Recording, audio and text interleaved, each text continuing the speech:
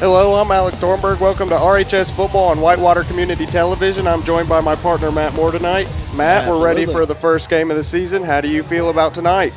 I feel great about tonight, We have a lot of new players, freshmen, sophomores, some juniors, not a whole lot of seniors, We have a starting quarterback who's never started varsity before, but I think it'll be an interesting change for us, and we'll just see how it goes. Definitely a lot of young players on this inexperienced Richmond team that have never seen Friday night minutes. We'll see how they play tonight against Connersville. I'm excited. Are you excited, Matt? Absolutely. Let's do it. I'm fired up. I'm ready for kickoff. Seems like Richmond will receive the kickoff.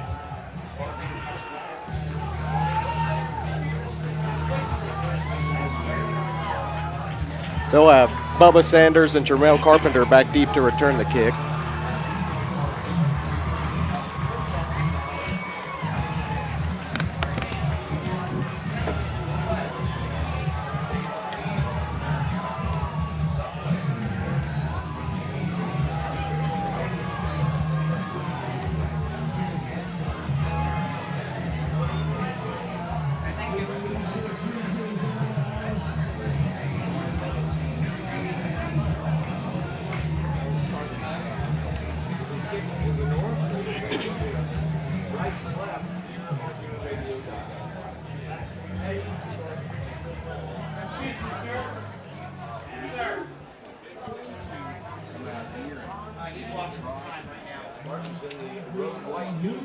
Connersville seems like they're going to do their normal bunch kickoff.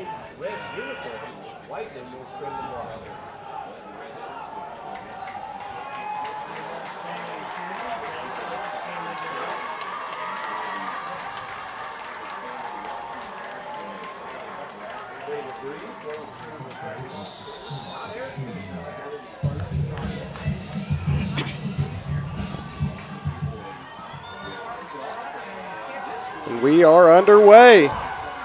Nice kick to about the 20. Nice blocking down the sideline. Get to about the 35. First down, Richmond. Well, here comes the quarterback, Matt. Brandon Curtis never played a snap of varsity in his life. How do you think he's going to do tonight against Connersville? I think he'll do fine. I expect him to run the first play, kind of get him a little bit under pressure. I'd be surprised if they threw the first pass for him, but I think he'll do good under pressure, and we'll just see how he works tonight. We'll see how this offensive line for Richmond holds up tonight. Lots of size on that line.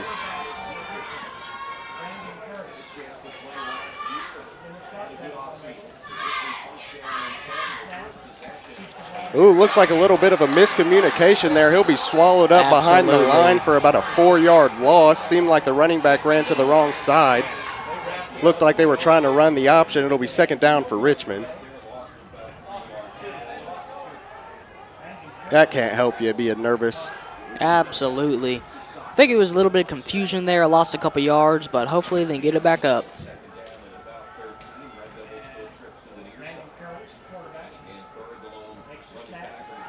Throw a little screen pass to Jermel. He'll drop it. And his first throw is incomplete. Dropped by Jermel Carpenter.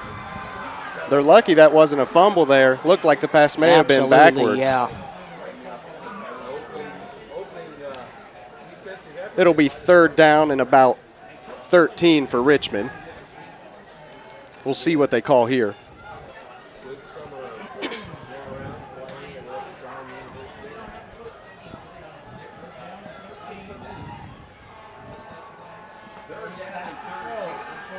Ooh, they run another screen to Wyatt Bird, who gets a nice hole. Gain about 9 yards. I think that first completion definitely helped Brandon out now. He's a little less under pressure, and hopefully he can keep it up. Calm his nerves a little bit, slow him down. He's not rushing as much. Yeah. Richmond will call a timeout. Seems like they wanted to come out with the punt unit, but maybe having second thoughts.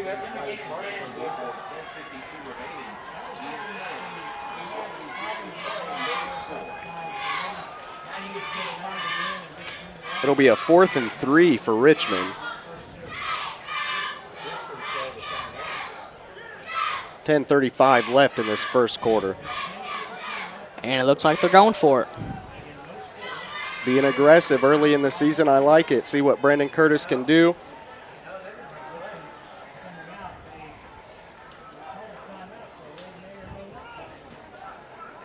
Connersville's coming up to the line, trying to get settled and adjust. We'll see if they can power for these 3 yards. Maybe just trying to get a hard count here, see if Connersville will jump and they'll get a cheap first down. Oh, they'll actually give it. And they run it. Oh, and Connersville will stuff it. Wyatt Bird taken down at the line of scrimmage. First down for Connersville, turnover on downs. How do you think the Richmond defense will fare tonight, Matt? They'll fare good, you know. They have a pretty strong defense, a lot of work during the summer. I think they'll do just fine. The Richmond secondary is pretty strong. That's probably their best group here. They've got Ronald Sanders playing safety, and they have Julian Holguin playing cornerback. I know they work very hard.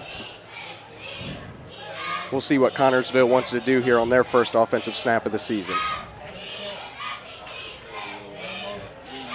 They'll come through, and there's a flag down on the play. Gain about 3 yards before the flag. We'll see what that's for. Illegal shift on the offense. Little miscommunication there on the Connersville side.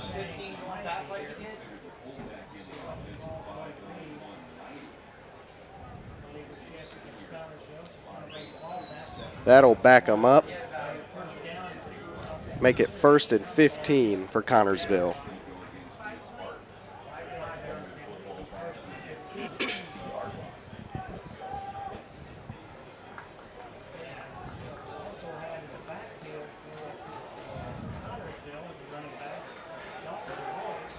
They'll do the shift again. That time it was a keeper. Oh, nice tackle. That was Delonte Hampton, number 2 on the tackle. He tried to truck him, huh, Matt? Exactly. Yeah, same play, same result, only got about 5 yards. But Delonte with a great tackle. I think Richmond's very ready to play and has been waiting a long time to get to this first game. Absolutely. All summer they've been putting in work day after day. And I think now that they're finally on the field, they're going to let all their aggression out. Finally, they'll run the sweep. And once again, it will be eaten up for only a gain of about 2. Nice gang tackling there on the Richmond defense. It'll be 3rd and about 7 for Connersville. The Richmond D-line's been playing pretty well these first few plays. Yes, they have. 3rd and 7. I wouldn't be surprised if Connersville decided to throw it.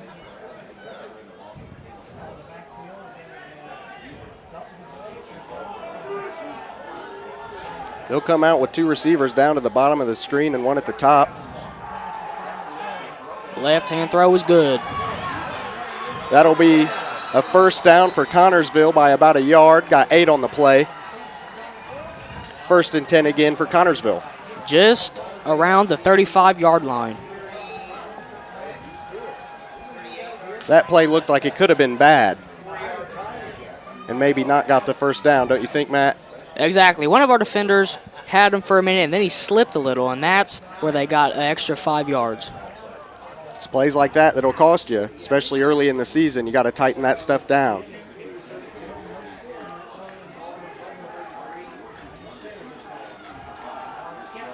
Quarterback keeper again. Get about 5 on the play to the 30.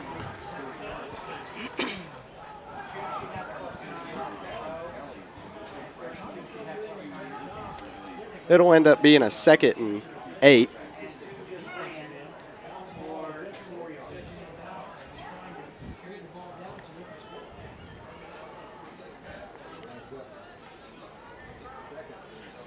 For being the first game of the season, both these teams seem pretty calm. Seem pretty much like they're ready to go and know what they're doing. Yeah, they had a couple slips-ups the first couple plays, but everybody does. It's the first game of the season. Hopefully, Richmond shape it up. They try to run that up the gut again, and Richmond will swallow it once again. Got about 4 yards on that play.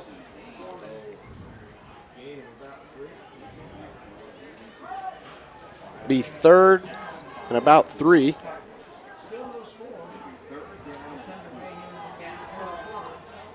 We'll see what Connersville wants to do. You think they'll go to the air again for 3rd down, Matt? I do think they'll go to the air again, or they may switch it up, run it a little, because it's only 3rd and 3rd. Richmond's been pretty solid defending the ground game, so we'll see what they come out with. They will give it, but there's a fumble picked up by Richmond. Picked up by Bryce Brown. Absolutely. Richmond ball at about the 31-yard line. Richmond celebrating, but they need to calm it down and come out and put a nice drive together on offense. That is a great defensive stop by Richmond early in the game. Couple minutes, make them fumble. It's nice to see some hustle, Richmond hopping on those loose balls like that so early in the season.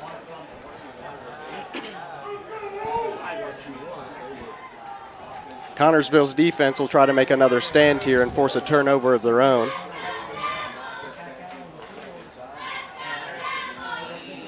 These schools definitely have no love lost for each other, I will say that. Jarrell Deloney will come in a motion, and he will get the snap.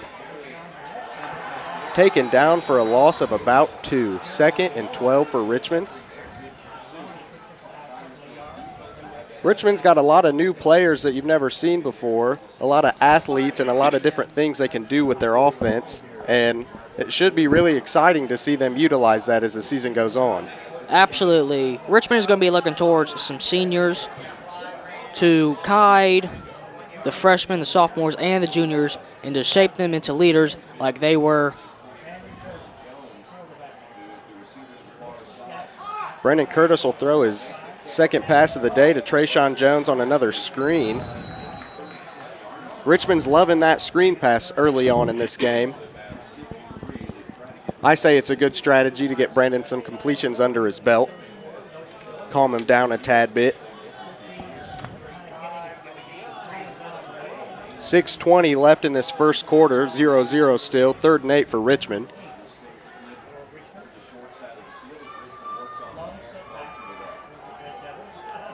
Curtis will throw it down the field this time to O'Shea Henderson. That's a great catch by O'Shea Henderson. 3-yard gain. Just nice to see that he could hold on to the ball. Another 4th down for Richmond. 4th and 5 this time. We'll see if they come out to punt. It looks like they will. Jarrell Deloney is the punter, number 5. Richmond's gone to a spread punt formation this year, a little bit different in years past with the new coaching staff. We'll see if that affects anything. All right, punt, line drive. He'll take it. And that is a nice hit on the sideline of Connersville at about the 31-yard line. That was a great hit, great stop. Looks like that was number 54, Kyle Stiegelman. Kyle Stiegelman's another player that was working hard in the summer. He's a junior, but may be asked to step into a big role this year for this young Richmond team. And while Richmond may not have all the seniors in the world, they've got a lot of strong-minded leaders on their team to guide the young ones, as Matt said earlier. Absolutely, and they'll be looking to do more of that as throughout the year goes.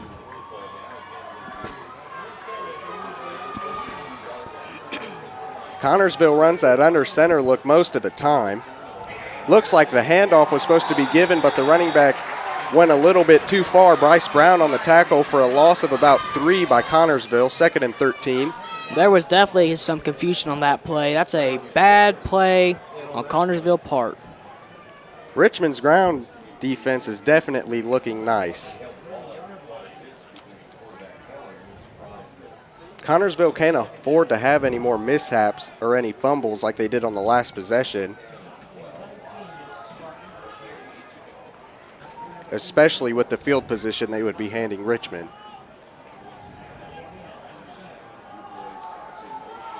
The quarterback seemed to keep it. Got about 7 on that play. 3rd down for Connersville. Little trickery to get some space on that Richmond ground defense.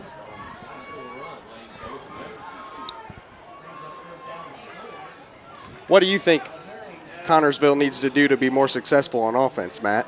I think Connersville needs to make more passes. Today we see primarily running from them. A little bit of confusion whenever they do run. And I just think it'd be beneficial for them to throw a little. Early season jitters, of course. This is week 1. They are on the road at Richmond. Once again, another run will just get eaten alive by the Richmond defense. No gain on the play. Be 4th and 4. Connersville will bring the punting unit onto the field.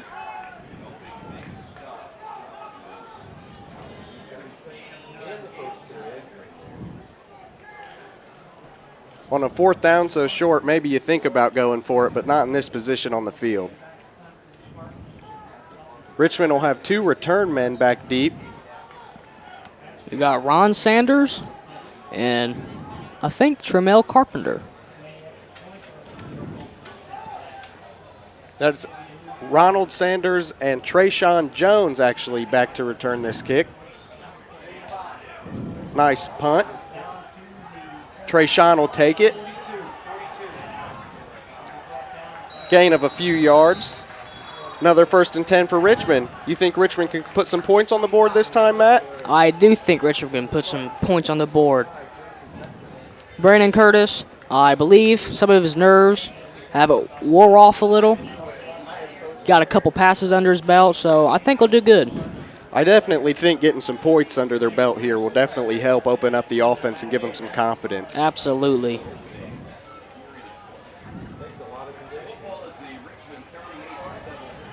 We'll see if they go to the ground here again with Wyatt Bird. Trip set towards the bottom of the screen. Tremel Carpenter on the inside, Jarrell Deloney on the middle, and O'Shea Henderson on the outside. Tremel will come in motion. They do give it to Wyatt Bird, but that'll be blown up by Connersville. Loss of 2.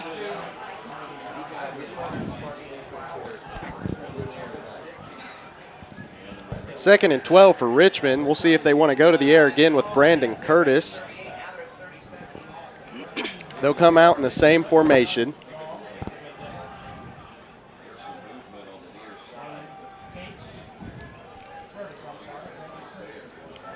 Looks like Tremel Carpenter's a tad bit antsy. Oh. Once again, Brandon Curtis will overthrow that bubble screen. It'll be 3rd and 12.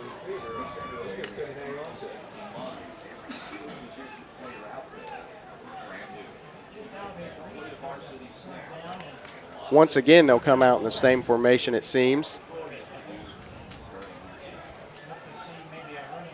Connersville seems to be stacked in the box. They don't expect a pass.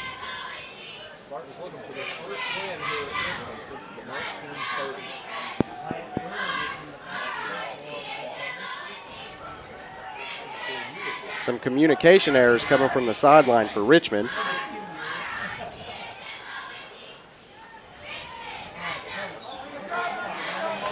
That'll be a false start on the offense.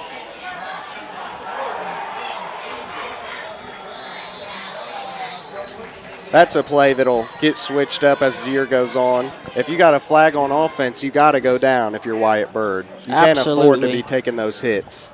Despite that flag, though, Wyatt Bird with a great catch. Picked up some yards, but unfortunately they will not count. Wyatt Bird, number 22, he's only a sophomore, the starting running back for Richmond this year. They really like what he can do. They think he's the best pound-for-pound player on their team. And he replaced Ronald Sanders at running back this year, who will be playing safety for the Red Devils. Wyatt Bird's not one of the biggest guys, so those hits on him really could affect him as the season goes on.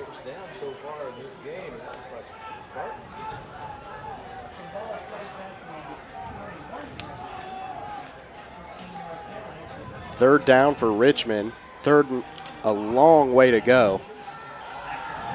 Brandon Curtis has a wide open man, and Trayshawn Jones, who makes the catch and cuts back, slips up but stays on his feet to get to the 35-yard line on Connersville's side of the field. Great throw by Brandon Curtis. Great throw by Brandon Curtis, but also a great catch by Trayshawn Jones. Trayshawn got a nice cut going back to the inside and got that corner off his feet. Just happened to slip up a little bit. Maybe could have got some more yardage out of that play. They'll get this play off quickly after the other and give it to Wyatt again. Got a nice hole up the middle, about 11 yards on that carry. Nice blocking by Colton Davis. How do you feel about Colton Davis this year, Matt? You know he signed D1 to Indiana State. What do you think he can do for this team? Colton Davis is obviously a leader for this Richmond team, being a senior and his height and his just natural-born leadership skills. I think he can teach a lot of strategies to these younger players, and hopefully he will do great things at his Division I school. Connersville will call a timeout here. Yeah, Colton Davis, you know the locker room really looks up to him. He's a senior, one of the only seniors on this team, and being Division I, he's got a lot of eyes on him. People look to him to be their leader. Hopefully he can embrace that role this year.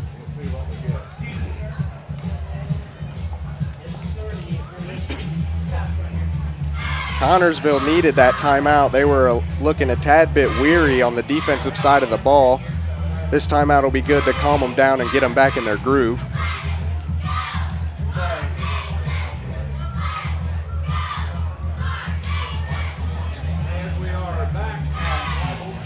First and 10 for Richmond.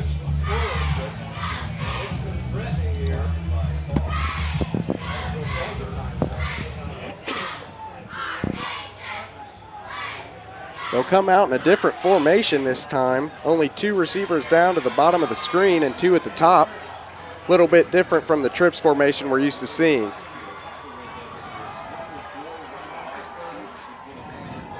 They'll give it to Wyatt Bird, who gets a nice cut off the line, and he's still on his feet. Gets to about the 5-yard line. Great run by Wyatt Bird. Great blocking by the Richmond offensive line. Absolutely, just like you said, Alec, that was a great run by Wyatt Bird, and Connersville having a little bit of a defensive breakdown these past couple plays. Wyatt Bird may be smaller, but that definitely helps him get shiftier at the line. They'll give it to him again.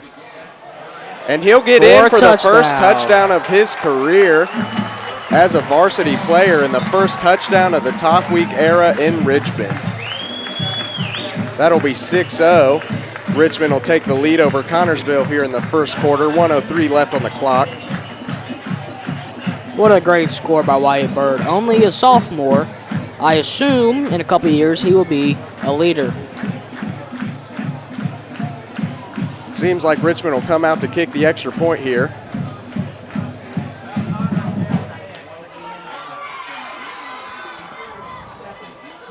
Seems like their kicker, Stephon Huber, number 13, and the field goal is good. That'll be 7-0 Richmond. Well, what do you think Connersville does to come out here, Matt, and retaliate against this touchdown? Connersville today, we've seen a lot of running, not very much passing. You know, they keep on making little mistakes, but I expect to see them run some more. They're not really big on the whole passing game, and when they do, they don't get those completions.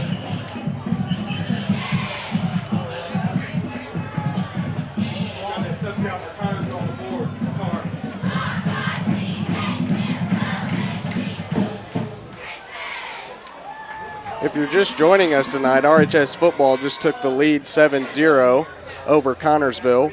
We're on Whitewater Community Television bringing you this game. Great atmosphere here tonight at Richmond. Seems like the crowd's really excited to be here and for football season to be back underway. Lots of positive energy. This coaching staff's really helped that a lot. Lots of positivity going around. Even during the school day, they're spreading positivity. Absolutely. With the coaching adjustments I made last year, everybody was a little thrown off track, but now through the summer, they've kind of adjusted to him, the new coach, and they're running with them. And some people were confused as to why Abe Toffweek was hired, but I think soon enough it'll be clear that it was the right choice. Stephon Huber with a nice kick. Get it to about the 15. Connersville will field it. Lots of red shirts swarming to that ball tonight, Matt. Absolutely. A great defensive line.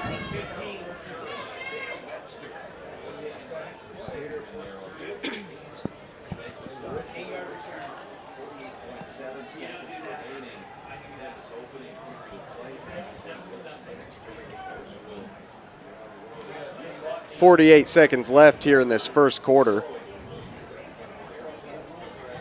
I definitely think Connersville needs to come out and try some passes.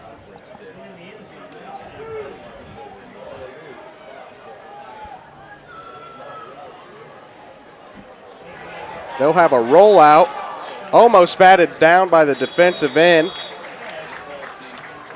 That is number 30, Branton Thomas.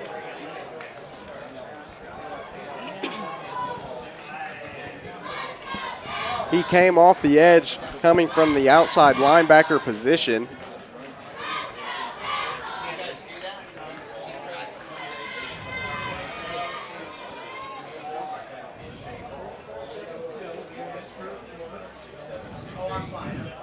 Connersville will come to the line here, another 2nd and 10 for them. Not a very good first down. We'll see if they want to go to the air for the 2nd time in a row.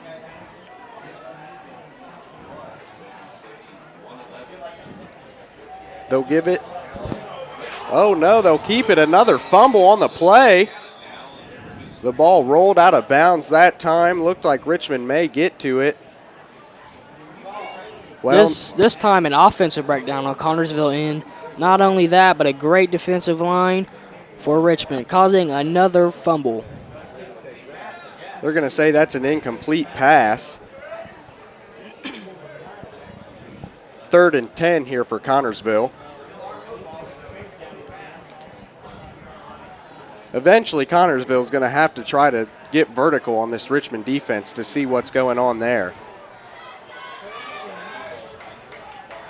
Will they do it here? They'll give it. And a phenomenal tackle by number 11, Ronald Sanders. The safety we were talking about earlier, he's one of the best players on this team and a clear leader on this defense. Once again, they'll send Trayshawn and Bubba back to return the punt.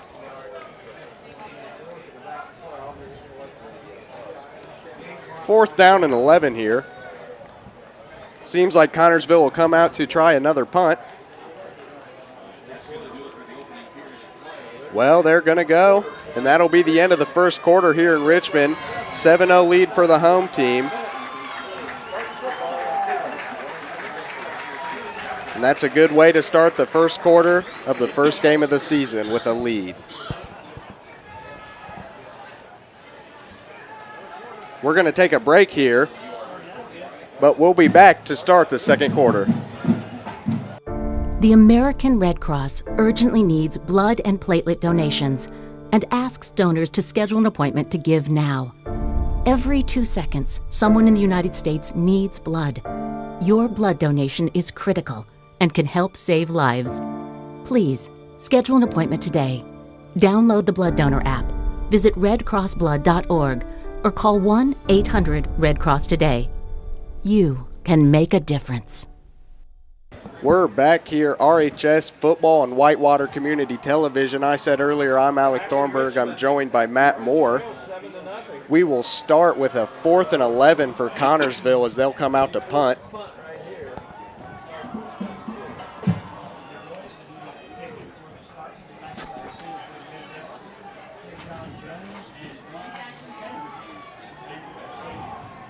They'll put it towards Trayshawn Jones's side, and he will field it.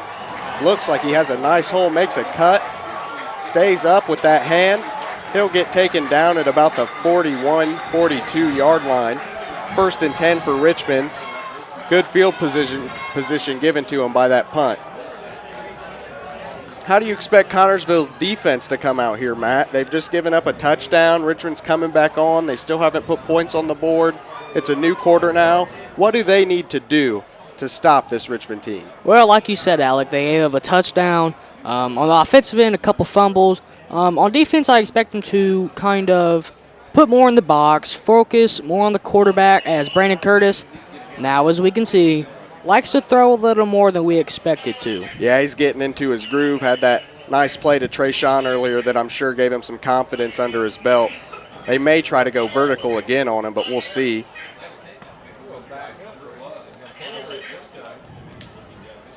There must have been a flag on the play. Personal foul on Richmond. They'll lose 15 on that, pretty much negating the good return by Trayshawn Jones. Still not awful field position, though, as they'll be lined up at about the 43-yard line. Once again, they'll go on this formation that they've been running the past few times that got them into the end zone with 2 at the top and 2 at the bottom.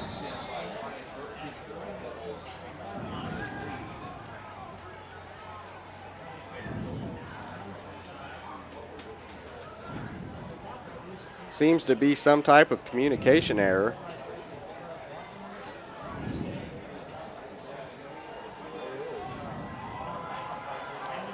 And everybody will ready themselves. That's a false start on number 72. That is Jacob Jones. He's a junior. He's one of the best linemen on this team, and they really like what he can do. Absolutely. Jacob Jones is a great player, just a bad play. Offensive false start, knocks him back about 5 yards. First game of the season, you know, early season jitters. First home game and everything. Jacob Jones is expected to play both ways a little bit this year. He's a really talented player, really strong kid, even though he's not a senior. He has gotten some varsity time before this year. That'll be another false start for Richmond. That time it'll be Cooper Vandevetter. As you can see there, Trayshawn Jones a little frustrated with his teammates, knocking them back another 5 yards. Richmond may have to get away from that hard count and trying to get Connersville to jump off sides. It's really just hurting them at this point. That's 10 yards. First and 20 for Richmond. This time they'll get the play off, no flags. Wyatt Bird will push that pile forward. He'll get about 4 yards on that play.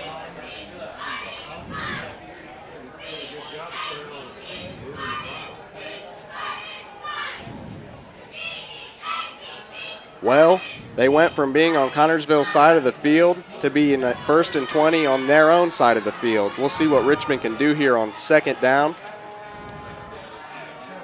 Jermel Carpenter will come in motion. Wyatt Bird will take another handoff and have another nice hole. Another nice run by Wyatt should bring it to about 3rd and 8, which is a huge way from 20 yards back. There is a flag down on the play. It'll be on Connersville, though.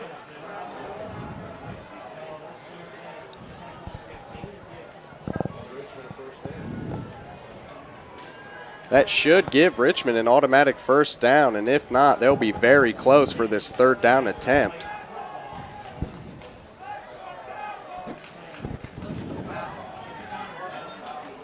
Personal foul on Connersville. That'll be a first down. And it'll give Richmond an extra 15 yards that they'll get back after the penalty on the punt. Well, Matt, they flipped that in their favor. Yeah, absolutely. Connersville, they're doing nothing but breaking down right now. They're crumbling. They'll give it to Wyatt Bird again. He's expected to be the workhorse running back. He's torn down. And he is doing a great job running tonight. Scored the first touchdown for the Richmond Red Devils of the 2017 season. That'll be a gain of about 5. 2nd and 5 for Richmond.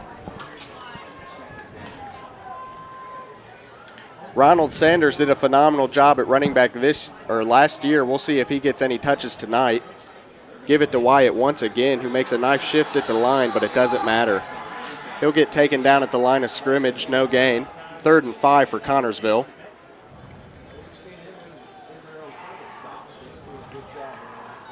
I think this second half for Connersville may be better. They're just a little bit antsy to start off. That's what they're hoping for. Halftime gives them the chance to adjust, make different arrangements, kind of sort out all their errors they've had so far. Hopefully they can get something going before they got to go to the half, though, just to feel confident headed in.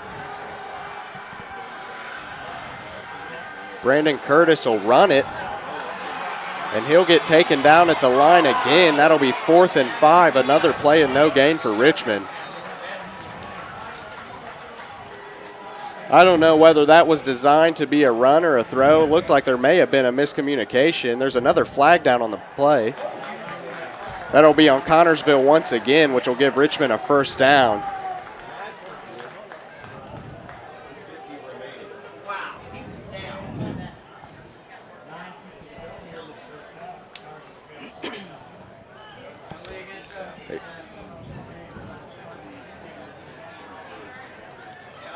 That'll give Richmond another 15 yards on the play for a personal foul.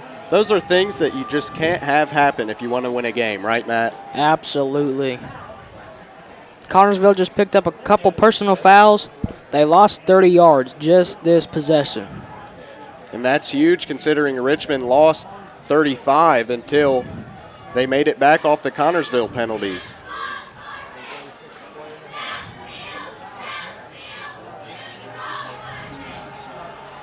Jermel Carpenter will come in motion once again, but the snap will go over Brandon Curtis's head. The ball's still on the ground.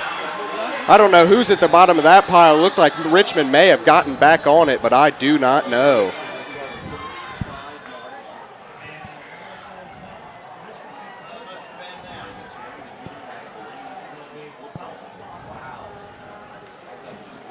Looks like they'll say Richmond will maintain possession, but that is not a good start after just getting the first down.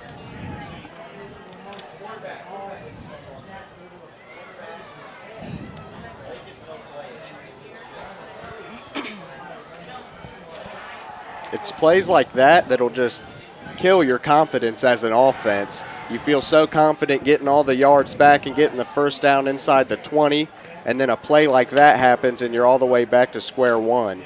Absolutely. I definitely think that hurt Brandon Curtis. First time with an incomplete throw. He attempted to run it, got tackled. This time, fumbled it. Hopefully Blaine Pierce can keep it under control and not have that happen again and not let it get to him too much.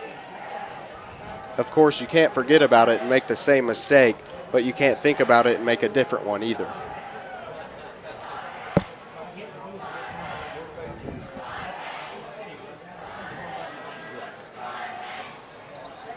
It'll be 2nd and 21 for Richmond. We've seen them get out of a situation like this once in this drive before, though, so we'll see how it goes for them. Referees will start the clock.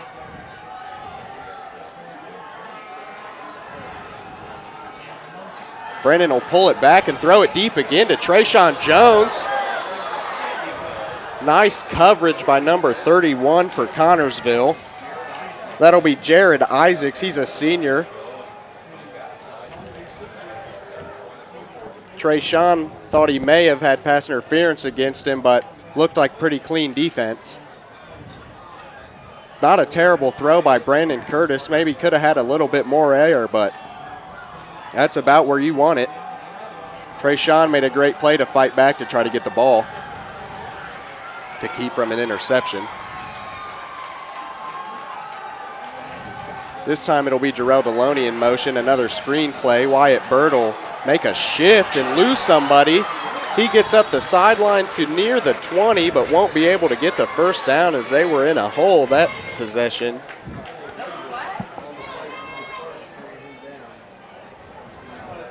Another penalty marker down on the field. This time it'll be on Richmond.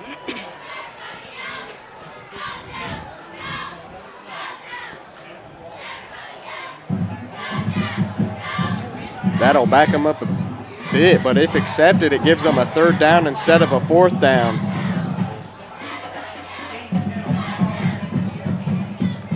I don't know how confident Richmond is in their field goal kicker, but this could end up being beneficial for the Red Devils.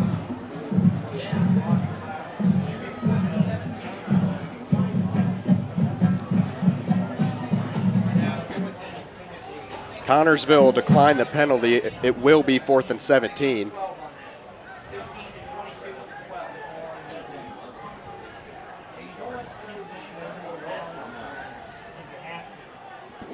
Richmond will come out and go for it, opting not to kick the field goal and try to get the 3. Timeout by the Richmond sideline. Seems like they want to discuss this 4th down. You're watching RHS football on Whitewater Community Television. We'll be right back after this timeout. Hi, I'm Nora Jones. And I'm Piers Sellers. NASA spends a lot of time looking out into our universe, but it also spends a lot of time looking in at Earth. In addition to satellites that provide scientists with vital information about the health of our planet, NASA research often results in technologies that clean contaminated land and water, improve air quality, and even help ecologists understand the habits of endangered animals. NASA is doing pioneering research to improve energy efficiency and reduce our carbon emissions. In fact, we've helped develop aircraft winglets and turbine blades. And even a technology first created to provide astronauts on Mars with fuel and oxygen is now generating clean energy for organizations and businesses across the country. As new NASA programs call for innovations in energy, some of these same innovations will be applied to create efficient, affordable power on Earth. NASA research helps us understand our planet as well as all the others. Earth is still my favorite planet, Nora. That's right, Piers. There's more space in your life than you think. Learn more at www.nasa.gov.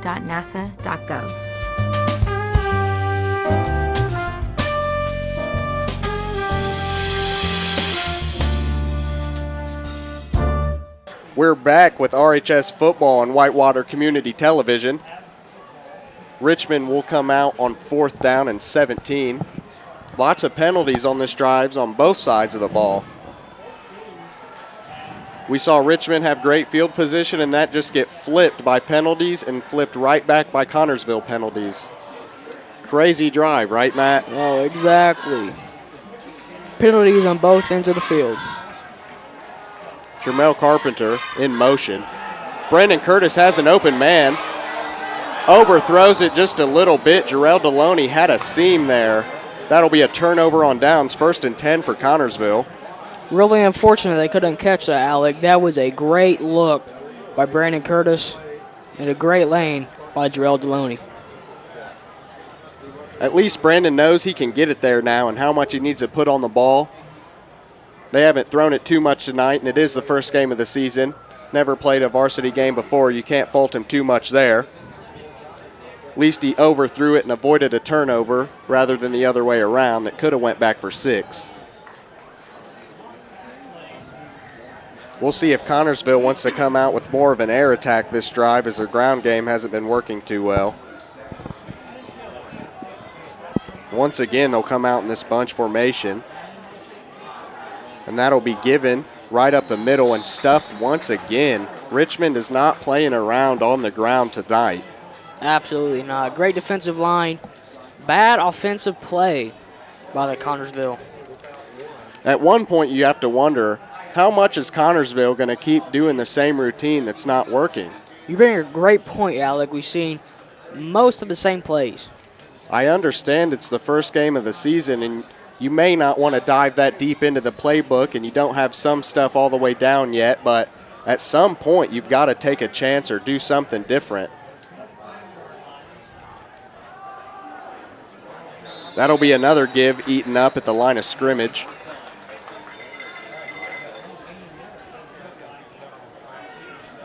Richmond's defense is very confident at this point in the game. They haven't given up too many yards at all.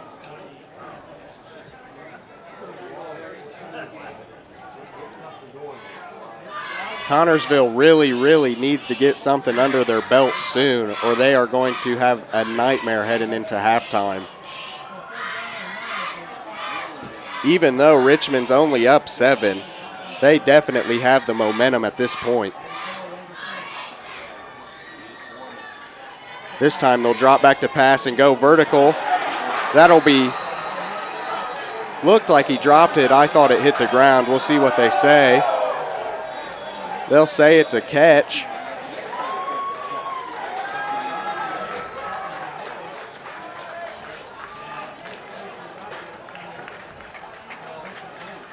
or it looks like they're coming back to say that it was incomplete. I thought it hit the ground. Did you think it hit the ground, Matt? No, I did think it hit the ground. But I am surprised that they threw it this time. Yeah, it's nice to see him get vertical. The pass was on point. That's the receiver's fault at that point, but there was great defense on the play. Can't fault him too much. Absolutely. Be 4th and about 9 for Connersville. They'll come out to punt once again, it seems. And once again, you'll see Trayshawn Jones and Ronald Sanders back deep. Together, they're 1-1-1 as their numbers are 11-1. This time it's going to go to Ronald Sanders. The first time of the night they've kicked to his side, and he will get a nice run back. He may go all the way. If he's got one man to beat, he stays on his feet, and that's a touchdown on the punt return for Richmond. Ronald Sanders. I know they want him back on the kick returns now that he's not playing running back. As you can see there, he's a very explosive player. Absolutely. Great punt return by Bubba Sanders. Ronald Sanders' nickname amongst the town is Bubba. He is Ronald Sanders III. He has some schools looking at him for safety, but as we said, very explosive with the ball in his hands. Absolutely. We know the coaches have full confidence in him, whatever he chooses to do. I think the coaching staff made a great choice shifting him to safety and putting Wyatt in his previous spot. I had my doubts about Wyatt Bird being the starting running back, but tonight he has shown why he is the starting running back. Hopefully he can keep it up for this Richmond defense. Absolutely. Hopefully Connersville can come out and put some points on the board and make this game a little bit more competitive and get Richmond sweating a little bit. Richmond missed the extra point, 13-0 here in Richmond. 7:06 left on the clock.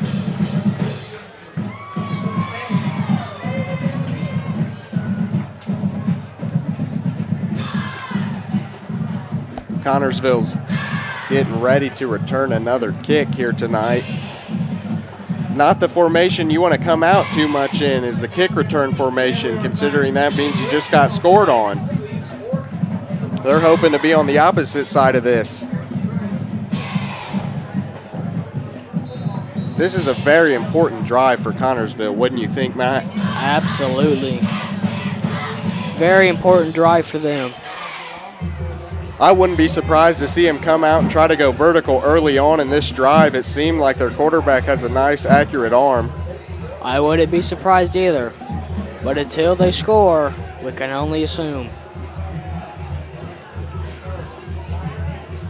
I'm sure that they will put it in the air a little bit more. Their quarterback seems confident. I'm sure if they can put it in the end zone through the air, that's be what they want to stick with heading into the second half.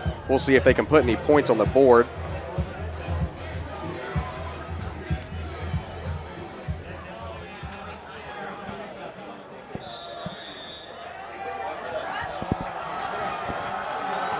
Stephon Huber got all of that one, kicked it to about the 5, returned by Connersville, who's got a nice wall set up.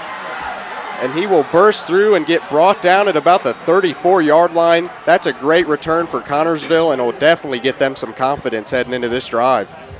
Absolutely. Like you said, Alec, hopefully they'll turn to the air a little more, opposed to running every single time.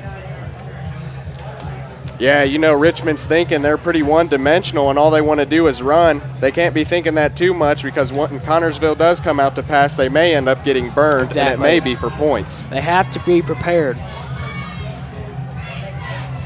Every play for Connersville at this point counts. Being down 13-0 on the road and it's still the first half, they would definitely benefit from getting a little bit of points on the board here. Hopefully they can do it.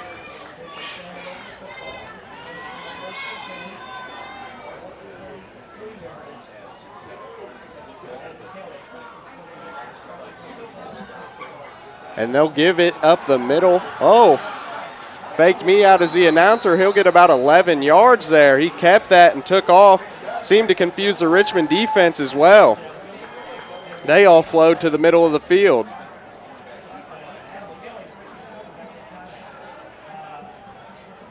1st and 10 for Connersville. That's one of the most positive plays they've had of the night. I'm sure they're feeling good about that one.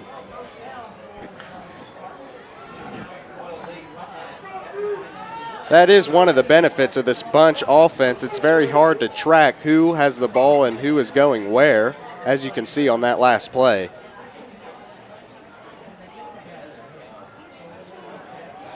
Starting quarterback is Adam Kelly. He's a freshman for Connersville. He'll keep it once again and get some nice yardage. Another 11-yard carry for Adam Kelly. Delonte Hampton with another tackle. Adam Kelly may be a freshman, but he's got some nice size at 6'1", 170 for being quarterback. Seems pretty agile on his feet and has a nice arm. I think for the future of Connersville, he'll be a great player. He'll keep it once again, but this time they'll eat him up. Only a gain of about 1 there. It'll be 2nd and 9 for the Spartans.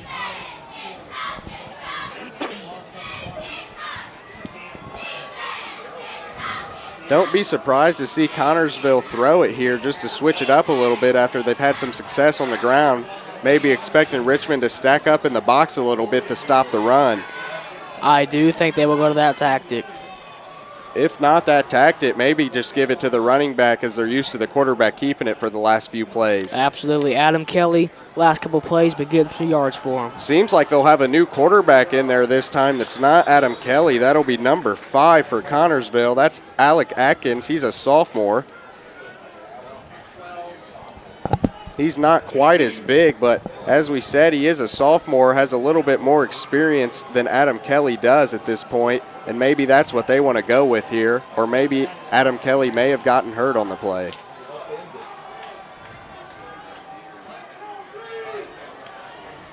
Seems like they'll come out again with number 5 at quarterback, Alec Atkins. Went a hard count there and got Richmond to jump off sides. That's a free 5 yards for the Spartan offense. If you're the Spartans, Matt, you've just got that penalty. You've got a short 3rd down that you're looking at. How are you feeling right now about this drive in particular? If I'm the Spartans, I'm feeling great right now. Adam Kelly came out with a couple runs, picked up some yards. They just got a free 5 yards from that offsides call. Just a little over the 40-yard line. A little over 4 minutes left in the quarter. 3rd and 4. They'll give it. Looked like Alec Atkins may have tried to pull it, but the running back who had too tight of a grip, he'll lose about a yard here. Looks like they'll leave it as 4th and 4. Seems like Connersville's in the huddle right now, and they may go for this instead of punting like they've been doing tonight. At this point of the field, I think that's the right decision. Don't you think, Matt? I do think it's the right decision. If you want to score, now is your time to score. Yeah, you've got some confidence. Your guys are feeling good. You don't just want to kill it and send them off the field. Absolutely. Especially at this point of the field, you want to punt it and maybe get a touchback. And even if it is a turnover on downs, it's not phenomenal field position for Richmond by any means. Still about 61 yards of field to go if Richmond were to get the ball here. 39 to go for Connersville at this point. I expect Connersville to run it this play. Looking at Adam Kelly or Alec Atkins. We'll see. We haven't seen Alec Atkins go to the air at all.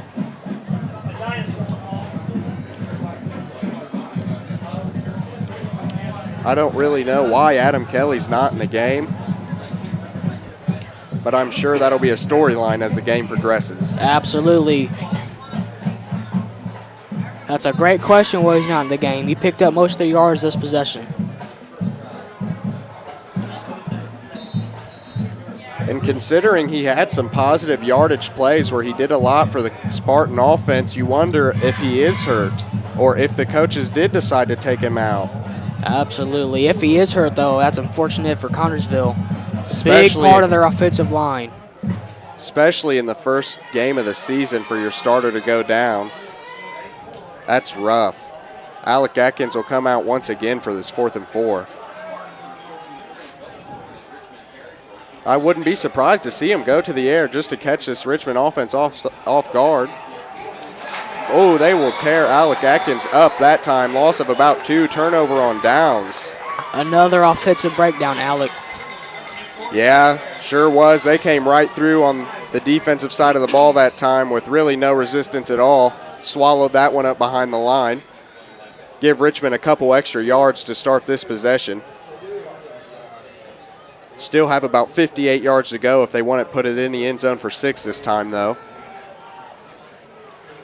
Seems like as this game's gone on, Richmond wants to stay in that 2x2 wide receiver set instead of going trips on one side. We'll see if they run another motion. They won't, but Brandon Curtis is back to throw, and he'll find Tremel Carpenter for the first time tonight, who's on the sideline. Tried to tiptoe but couldn't stay in. He'll go out on the other side of the 50. Great catch by Tremel Carpenter. He'll be at the 41-yard line of Connersville. Quick decision-making by Brandon Curtis. Impressive to see in his first game on varsity. We know he struggled a little bit in their scrimmage against Pendleton Heights, but he seemed to make it up for it right now tonight against Connersville. And that's a great sight to see for the Richmond coaching staff.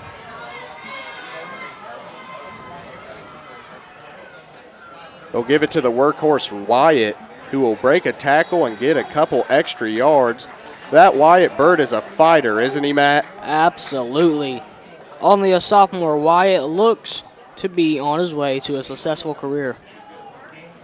Yeah, maybe even able to get some colleges to look his way as his career here at Richmond goes on. Very, very young player. Got a lot of strength and isn't scared of anybody.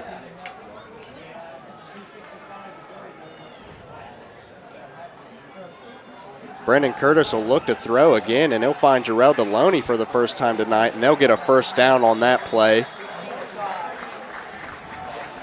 Looked to be the same route that Tremel Carpenter ran earlier and worked once again the same way.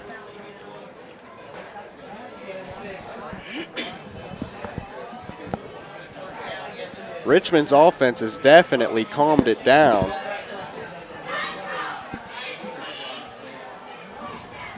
They've got a nice rhythm going. Can they keep it going?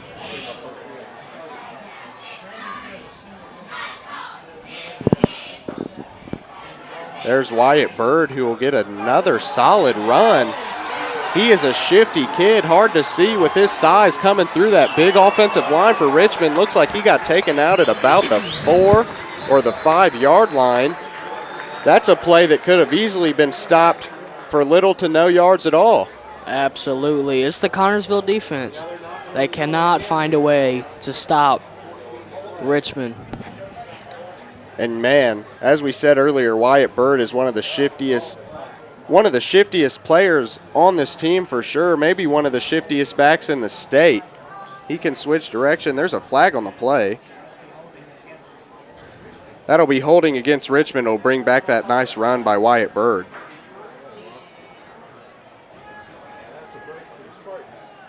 That's too bad, but he can't be thinking that that's on him. That's an offensive line error, and he needs to stay confident and pound the rock.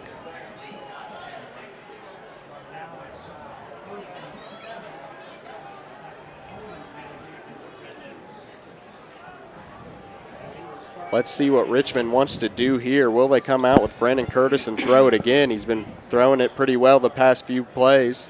They will. They'll run a screen pass to Trayshawn Jones, who will come in and come back out and get the first down that time.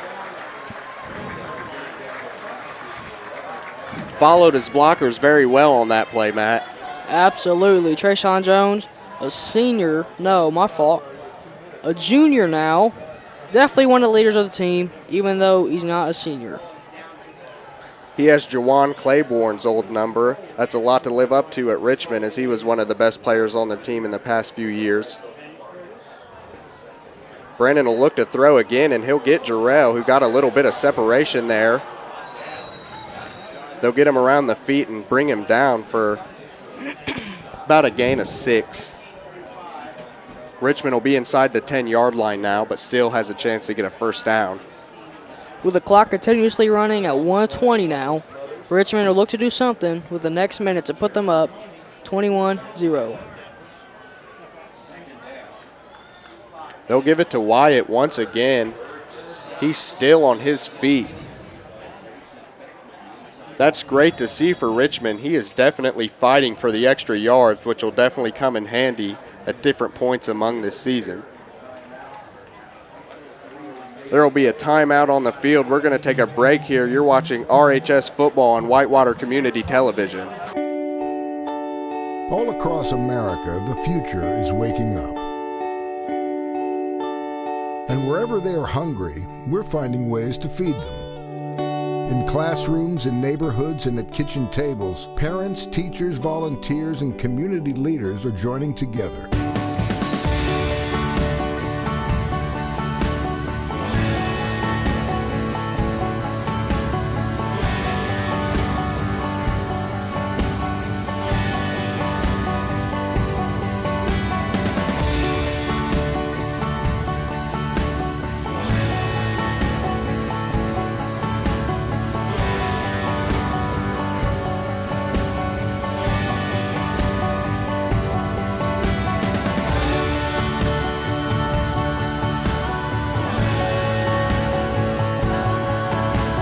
Together, we are feeding the future. We're back here, Richmond High School football on Whitewater Community Television. There's 1:03 left here in this first half, 3rd and 5 for Richmond. They're really hoping to be able to push it in again before the half and be up hopefully 20-0 going into halftime on Connersville here. Brandon Curtis has been playing better in this second quarter and seems to really be confident controlling the offense as the senior leader and quarterback of this team. Looks like there may be another timeout on the field.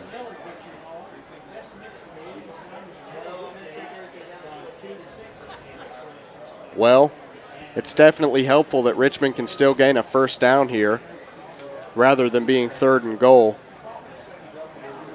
Really may change their play call. An attempt to go to the ground instead of having to get a touchdown here.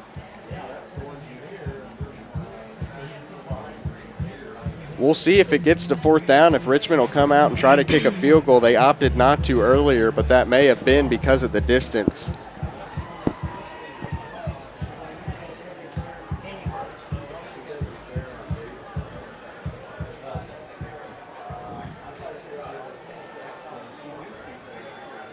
I wouldn't be surprised to see a little screen play here. That's a really aggressive line for Connersville tonight. Jermel Carpenter in motion, and he'll throw a slant to Trayshawn Jones. It goes right through his hands. That may have been a touchdown there. It'll be 4th and 5. Great opportunity for the Red Devils here. Just under a minute left. 59 seconds left here.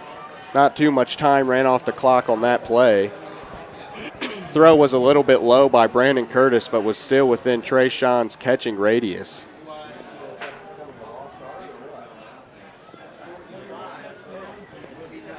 Richmond will come out to attempt a field goal here that put them up 16-0 on Connersville.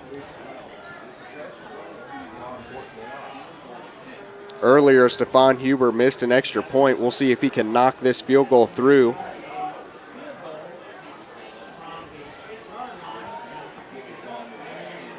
And the kick is good. It'll be 16-0, Richmond with the lead. 55 seconds left here in the first half.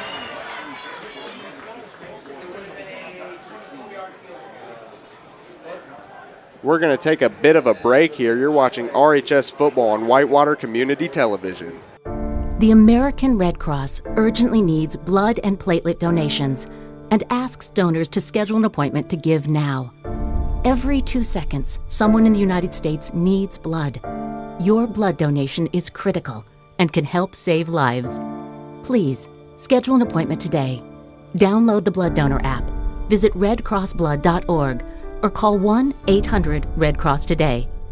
You can make a difference. We're back here with RHS football on Whitewater Community Television. Richmond just kicked a field goal to take a 16-0 lead here in the first half on Connersville. What does Sparty have to do on this drive, Matt? The Spartans have to make something quick. You know, they have 55 seconds left. If they wanted to, they can score. Will they? Unfortunately, I doubt it for them, as I assume they will stick to the running game. Connersville will try to get a nice return, not bad. He'll bring it in inside the 30, maybe to about the 34-yard line. Yeah, as you said, they got to make something happen fast. And maybe this is the time they want to try something vertical on this Richmond defense, but unfortunately with the time, that may be what Richmond's expecting, and they may not get the best look trying to go deep here.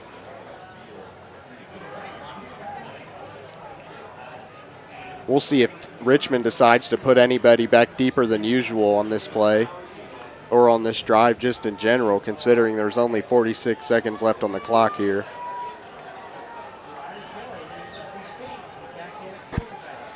They'll run a pitch, which they haven't ran too much tonight. I think they've only ran it one other time. Get them a few solid yards, gain of about 8 on the play. That is a great pitch, but with time concerning, 34 seconds left. Clock is still ticking. Even if the Spartans aren't able to get in the end zone and score on this possession, they at least want to see some stuff run correctly and get solid yards to give them at least something to work with headed into the halftime. Connersville needs a confidence boost. If they're going to do something, they have to do it now. Ooh, they'll pitch it, and that'll be a catch. He stays with it. Great trick play by the Spartans. That's a great play, but there will be 0 left on the clock. But headed into the half, that is a great play for the Spartans to build upon and use as a block headed in.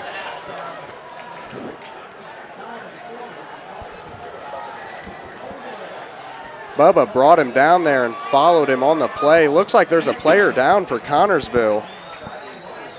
Great play, great catch. Unfortunately, they could not score. As we said, that's the end of the half here. You're watching RHS football on Whitewater Community Television. We'll be back to bring you the second half of action here in Richmond. Hi, I'm Nora Jones. And I'm Piers Sellers. NASA spends a lot of time looking out into our universe, but it also spends a lot of time looking in at Earth. In addition to satellites that provide scientists with vital information about the health of our planet, NASA research often results in technologies that clean contaminated land and water, improve air quality, and even help ecologists understand the habits of endangered animals. NASA is doing pioneering research to improve energy efficiency and reduce our carbon emissions. In fact, we've helped develop aircraft winglets and turbine blades. And even a technology first created to provide astronauts on Mars with fuel and oxygen is now generating clean energy for organizations and businesses across the country. As new NASA programs call for innovations in energy, some of these same innovations will be applied to create efficient, affordable power on Earth. NASA research helps us understand our planet as well as all the others. Earth is still my favorite planet, Nora. That's right, Piers. There's more space in your life than you think. Learn more at www.nasa.gov.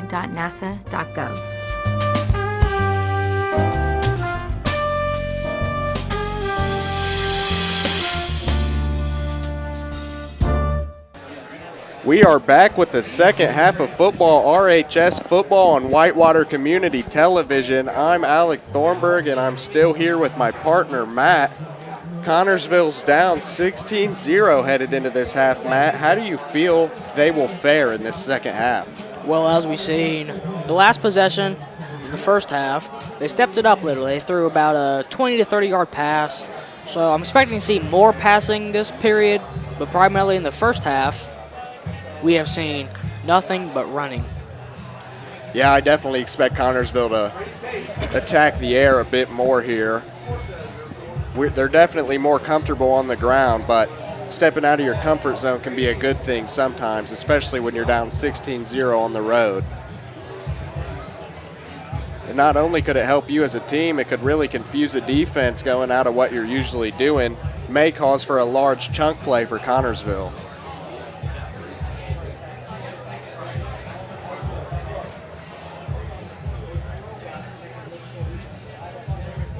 Richmond will kick off to start the second half with Connersville receiving.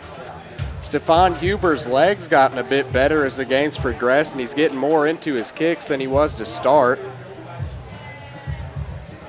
They lined it up on the wrong side, and they'll have to switch.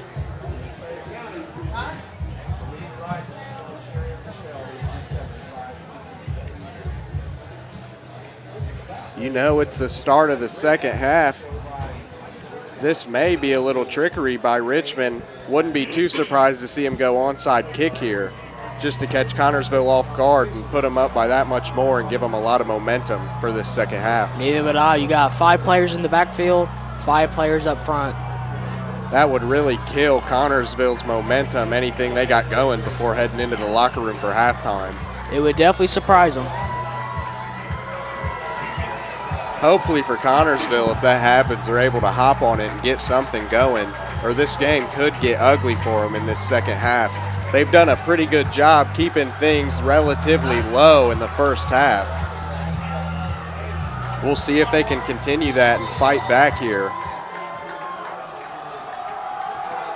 The second half of the season is underway for Richmond. Another good kick by Stephon Huber.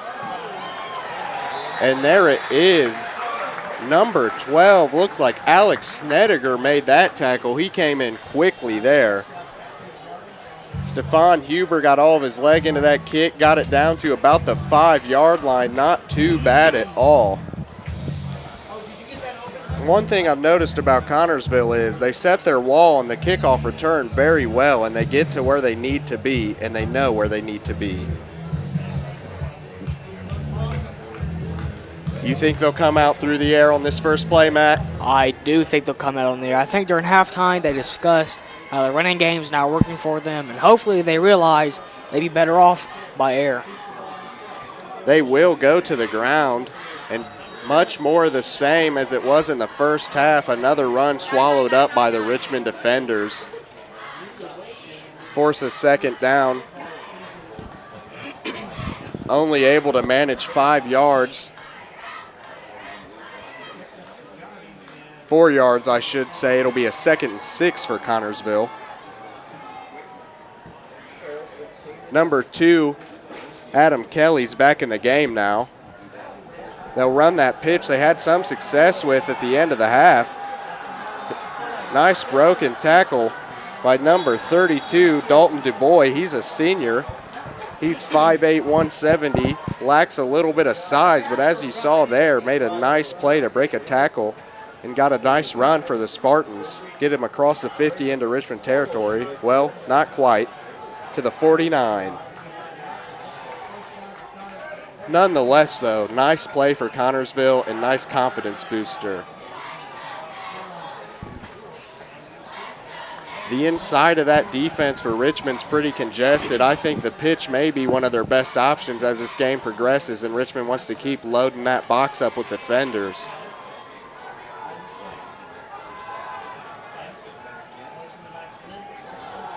That time he'll give it on the reverse, and that will really be eaten up by the Richmond defense. Loss of about 2 there. That'll bring up 2nd and 12. As we said, Adam Kelly's back in the game.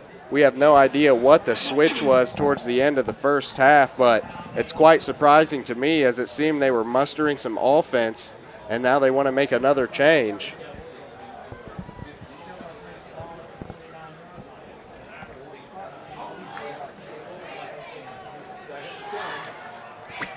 They'll come out here 2nd and 10, or 3rd and 10. No, 2nd and 10. Adam Kelly looked for the motion, seemed to have a little bit of a miscommunication. They will try him deep here, but it'll be no good. That time on the coverage was Stephon Huber, a junior defensive back for this Devil team. He's also the kicker, as we said earlier. Stephon Huber is one of the better players in this secondary for Richmond. Him, Ronald Sanders, and Julian Holguin are not a bad trio to have if you're the Devils. Wouldn't you say, Matt? Absolutely. They are a great trio. As the season goes on, could be a bit of a three-headed monster for the Richmond defense. It causes teams to really want to stay on that ground as Connersville's done tonight. Maybe they know that headed into this game. Once again, they'll give it. Looked like a little bit of a reverse there. Nice solid run by Connersville on that third down. The referees signal a first down, I'd thought. And they will give it to Connersville. It'll be 1st and 10. They were cutting it close. Got about exactly 10 yards on that play. About as exact as you could get it. This ball will be at the 41-yard line,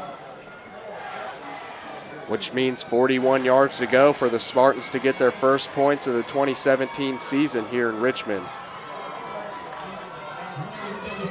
It's getting darker, the lights are getting brighter. Who's going to step up as this game goes on?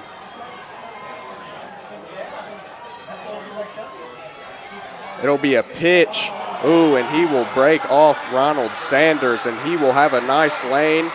Knocked out at about the 13-yard line. Great decision by Adam Kelly to pitch it there, and they made the most of it. Dalton Dubois really turned up and was able to make a nice cut to get Ronald Sanders off his feet and onto the turf there.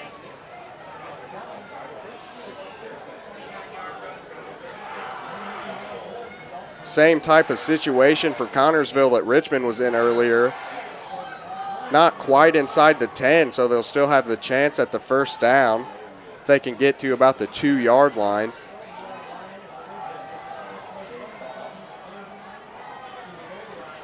Dalton Dubois will line up on the other side this time, and they'll run that pitch again. He'll get to the corner there. That'll be Ronald Sanders. Actually, that's Delonte Hampton there making a nice play. Looked like he had the corner on him. I'm shocked that he was able to catch that. Great play by Delonte Hampton to bring him out at the 1-yard line. How about that, Matt? That was a great play by Dalton Dubois. I thought he was going to score, but Delonte Hampton, always a hustler, caught up to him. Dalton Dubois may have been thinking the same way that we were thinking, that he had the touchdown to the corner and maybe pulled up a little bit there, allowing Delonte Hampton to close the gap and get him to the ground. We've seen a great connection tonight between Dalton Dubois and Adam Kelly. That'll give Connersville a first down. That's one of the perks to that little bit over goal scenario, being at the 12 as they were. Now they'll have a first down and goal at the 1-yard line. Much better than having a 4th down and goal at the 1-yard line. And they'll try to power it in the end zone, and they'll get it. They finally are on the board here with 8:46 left in the third quarter. As you can see, Alec, Adam Kelly, QB sneak, first touchdown for the Spartans.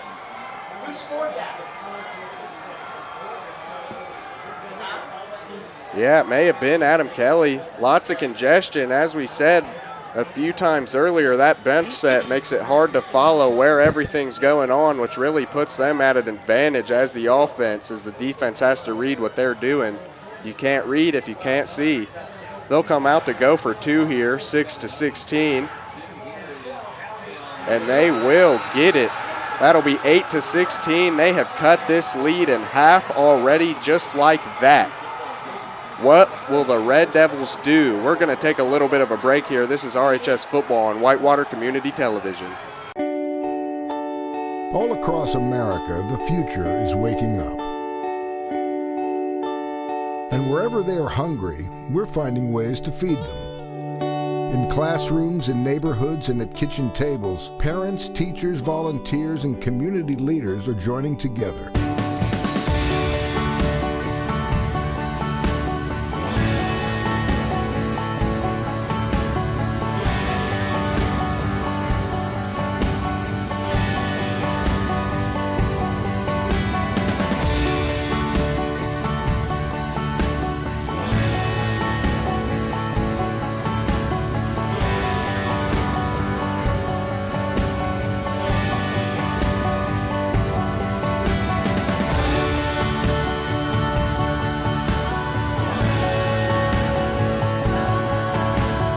Together, we are feeding the future. We're back here with Richmond High School football on Whitewater Community Television. Connersville just marched down the field to get their first points of the game and their first points of the season. It's 8-16 here in Richmond. 8:41 left in the third quarter. Hopefully the Spartans defense can come out and stop Richmond, and maybe their offense will be able to pull them back and tie up this game. Richmond's got to come out nice here and respond. How do you think they'll do, Matt? I think they'll do well. As you see on the Connersville end, Adam Kelly scored the first 8 points for the Spartans. Hopefully, the Richmond offensive line will come out strong and give them even more of a lead. They'll kick it off. It's a short kick, only gets to about the 30. Seems like that is fielded by Jarrell Deloney, number 5. Jarrell Deloney is a senior, made the switch to wide receiver this year. He's usually played quarterback all of his life. Very fast, very shifty, very athletic. I think slot receiver is a great spot to put him at. As you can see there on that kick return, he turned nothing into something. Richmond's wide receivers will be in a bit tighter than usual on this play here. Trammell will go into that motion once again that they like, and that's a nice shift by Wyatt Bird, who tries to lower the shoulder, but the tackler kind of evades, allowing him to take him to the ground. Gain of about 12, though. First down, Richmond. Great run by Wyatt Bird. Absolutely.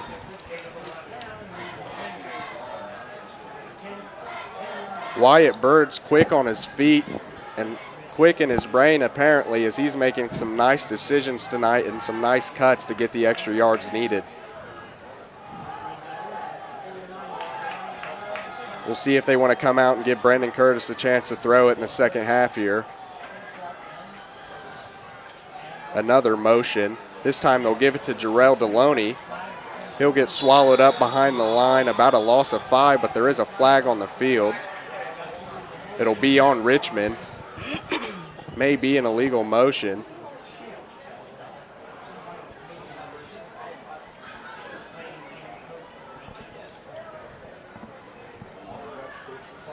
This Coach Abe for Richmond, he really stands up for his guys, and they really seem like they like to play for him. How do you feel about the culture he's bringing in here, Matt? I really like the culture. You know, he was a head coach over at Earlham, and then brought his talents over here to Richmond High School. He brings a lot of energy, you know, a lot of good vibes that he tries to spur around the school during lunch hours, especially during the football season with the football team.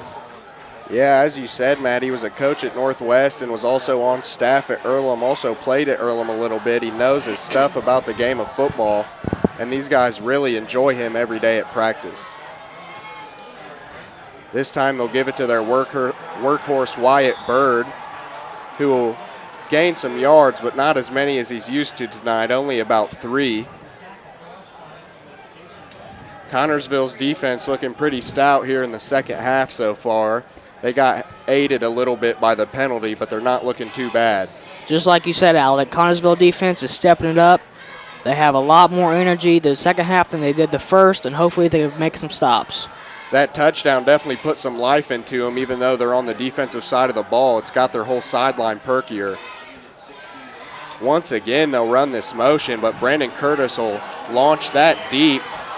Jarrell Deloney almost able to track it down, was in between about 3 defenders. Brandon Curtis dropped it in there nicely. Jarrell Deloney just not able to track it and bring it in for the reception.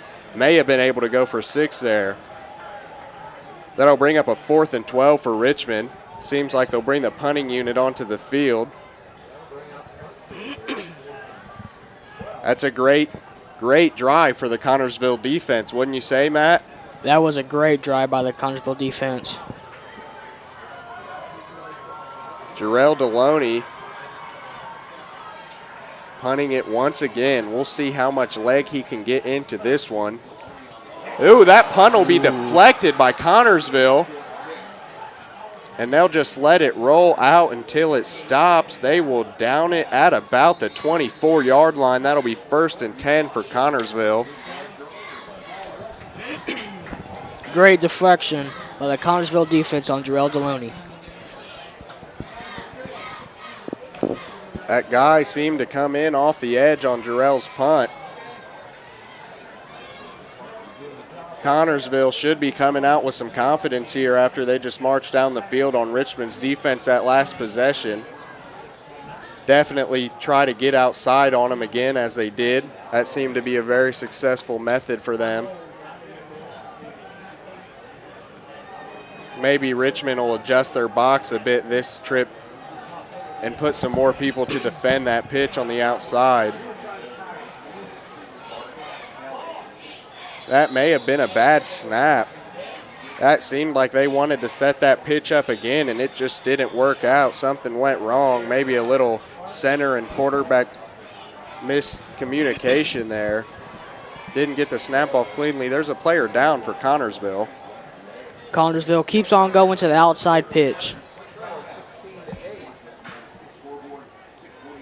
We're going to take a break here for this injury timeout with 6:29 left in the third quarter. 16-8, Richmond has the lead, but it's Connersville ball. You're watching RHS football on Whitewater Community Television. The American Red Cross urgently needs blood and platelet donations and asks donors to schedule an appointment to give now. Every 2 seconds, someone in the United States needs blood. Your blood donation is critical and can help save lives. Please, schedule an appointment today. Download the Blood Donor app, visit redcrossblood.org, or call 1-800-RED-CROSS today. You can make a difference. We're here with RHS football on Whitewater Community Television. The injury for Connersville was 78, Seth Bean, a 6'4" center for the Spartans. He's a senior on this team. He is also the biggest kid on their roster. As we said, he's the center. We don't know if the injury caused the bad snap or what went down on that. They'll hand it off again, but it will not matter.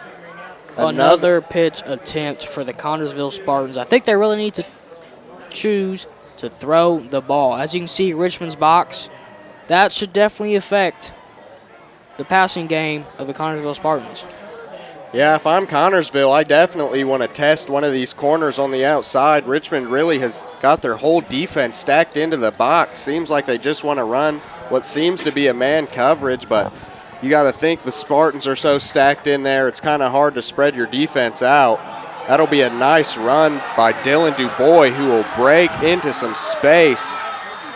He'll shift and get away from Stephon Huber. A little bit of pushing and shoving after the whistle on the sideline. This game's getting a little bit chippier as time goes on.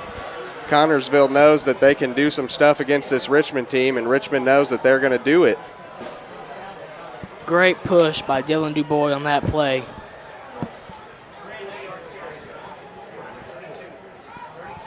Hopefully they can keep this intensity up. Looks like there may be a player in the middle of that Connersville huddle on the ground. No, he's not. He's on his feet now. They'll line up once again in this bunched up set. The Richmond defensive line has to get some stops. Once again, they'll run this pitch, this time not to Dylan DuBois, but that is a great play. That is Stephon Huber. Once again, Stephon Huber is definitely trying to make a name for himself in this first game of the season and show why he's one of the best players on this Richmond roster. That time, Connersville pitched it out to Skylar Hintz, a senior who is 5'8".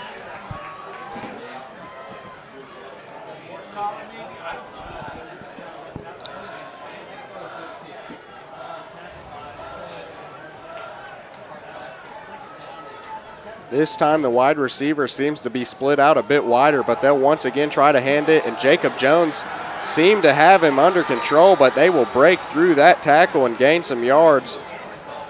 Seems to have gotten the first down on that play. Oh.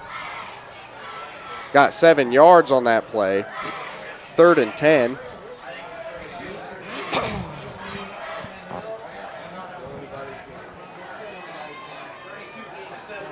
Little bit over 4 minutes left here in the third quarter. Connersville's offense finally clicking a little bit, maybe able to get into the end zone and tie it up. You think they can, Matt?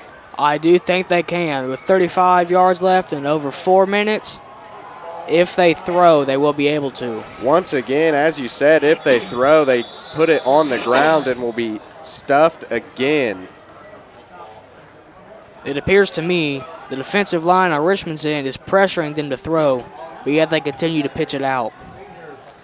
Connersville's not in a particularly good set to pass out of, but at some point you got to wonder, are they just going to keep running into this wall of a Richmond defense that they've run into tonight? You bring up a great point, Alec. It's 4th and 9. They've ran all of their possessions, almost all of them. They have to throw the ball. As you can see, Richmond's whole defense pretty much lined up in between the tackles. There seems to be an open man down the field. Stephon Huber played good defense on that, but they'll say that's pass interference, it seems. They'll throw the flag. Pass was intended for Dylan DuBois.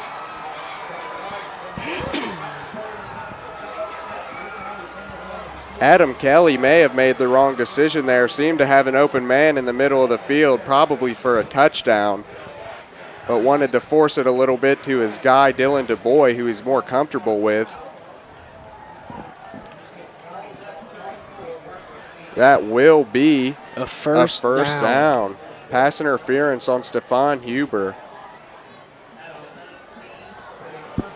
That'll definitely help the Spartans as they're looking to tie up this game here in Richmond. Ball at about the 20-yard line. It'll be 1st and 10.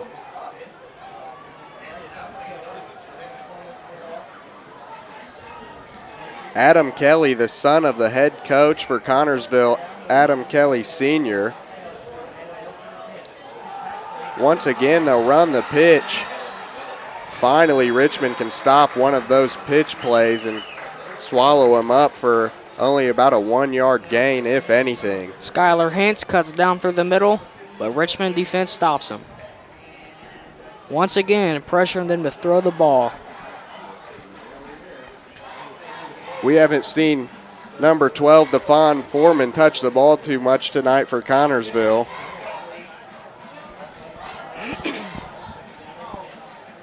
He is their biggest running back on the roster. And you know, Alec, that might be slowing them down a little.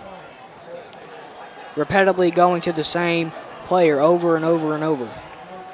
Yeah, that time they'll fake the pitch to Dylan DuBois, and they'll get it out. There he is, number 12. Yep, He'll get into the end zone. Donovan Foreman. Donovan Foreman, as we were just calling his name out, gets the ball for one of the first times tonight and scores a touchdown. You can see the Connersville fans are somewhat excited. The Connersville Spartans are back. Connersville, I'm sure, will go for 2 and try to tie this game at 16. It's 14-16 as it stands. No penalties on the play. 2:14 left here in the third quarter.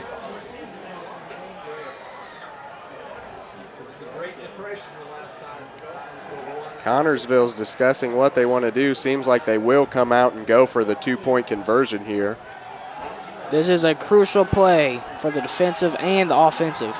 If you're Connersville, do you try to stuff it up the middle again? If I'm Connersville, I run it outside. That's exactly what they did, Matt. Adam Kelly will get in for another 2-point conversion. We're tied at 16 here in Richmond. This has turned into a great ball game. Absolutely. Adam Kelly has single-handedly brought the Spartans back into this game. I definitely think the freshman Adam Kelly is going to be a great player for the Spartans, and they have made the right choice putting him in there as quarterback, even though he's only a freshman. Absolutely.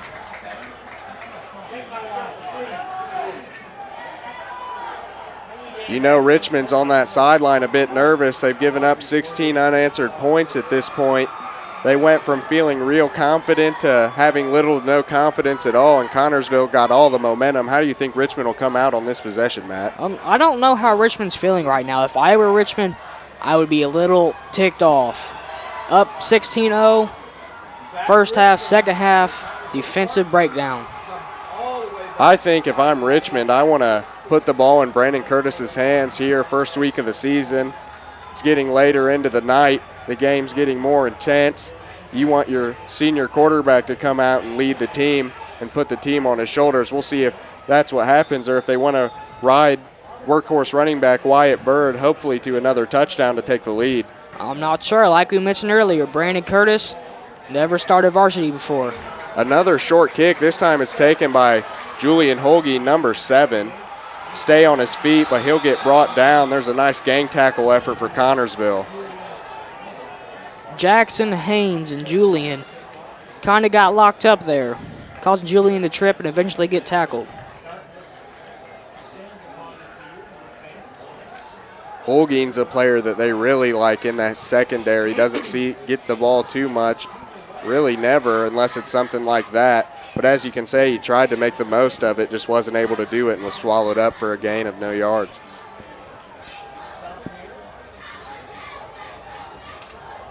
Tried to evade to the side, and it didn't work out.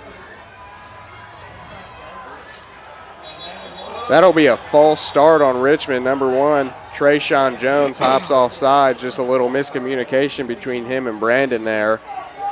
Maybe he wasn't sure of what the snap count was.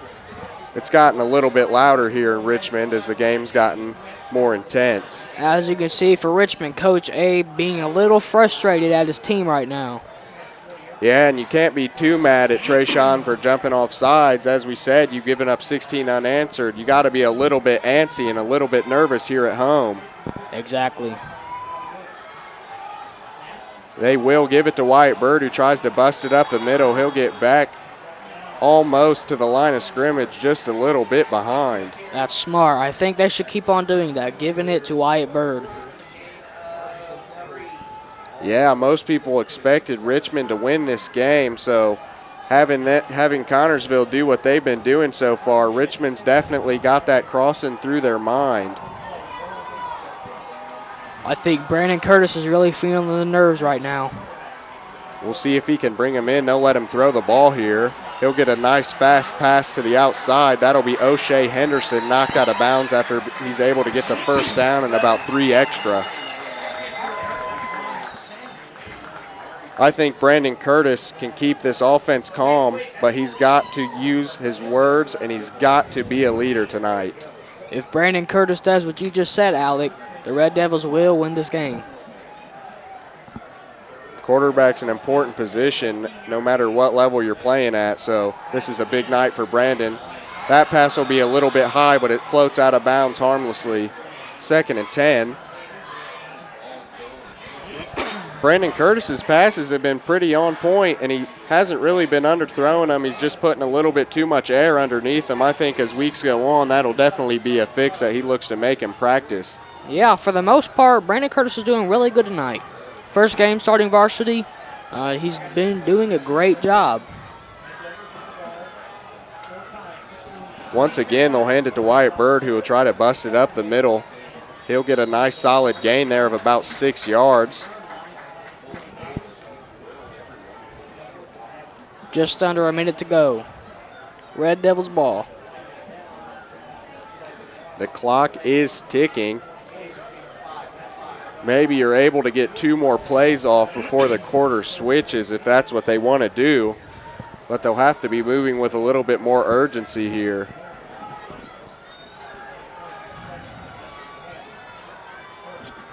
Brandon Curtis once again will be back to throw that route out to Tremel Carpenter. We've seen that route a few times tonight on both sides. Tremel and Jarrell Deloney both running that route. He'll get about 13 yards there and a first down. Great catch by Tremel, getting the crowd hyped up after he caught that ball. Good playbook calling by the Richmond coaching staff to get some underneath throws to pad Brandon Curtis's stats a little bit and get him some confidence to rip those deep later on in the game if needed.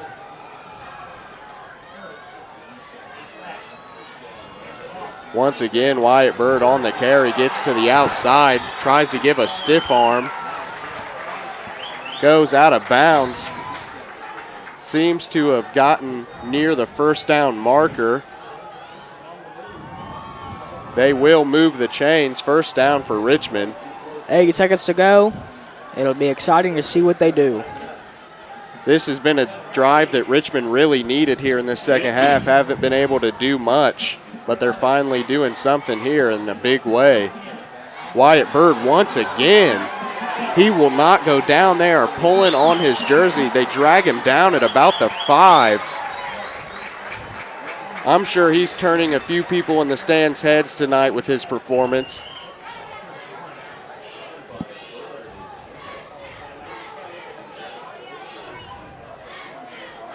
That'll be the end of the third quarter here. You're watching Richmond High School football on Whitewater Community Television.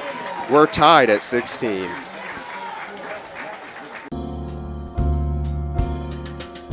Hi, I'm Nora Jones. And I'm Piers Sellers. NASA spends a lot of time looking out into our universe, but it also spends a lot of time looking in at Earth. In addition to satellites that provide scientists with vital information about the health of our planet, NASA research often results in technologies that clean contaminated land and water, improve air quality, and even help ecologists understand the habits of endangered animals. NASA is doing pioneering research to improve energy efficiency and reduce our carbon emissions. In fact, we've helped develop aircraft winglets and turbine blades. And even a technology first created to provide astronauts on Mars with fuel and oxygen is now generating clean energy for organizations and businesses across the country. As new NASA programs call for innovations in energy, some of these same innovations will be applied to create efficient, affordable power on Earth. NASA research helps us understand our planet as well as all the others. Earth is still my favorite planet, Nora. That's right, Piers. There's more space in your life than you think. Learn more at www.nasa.gov.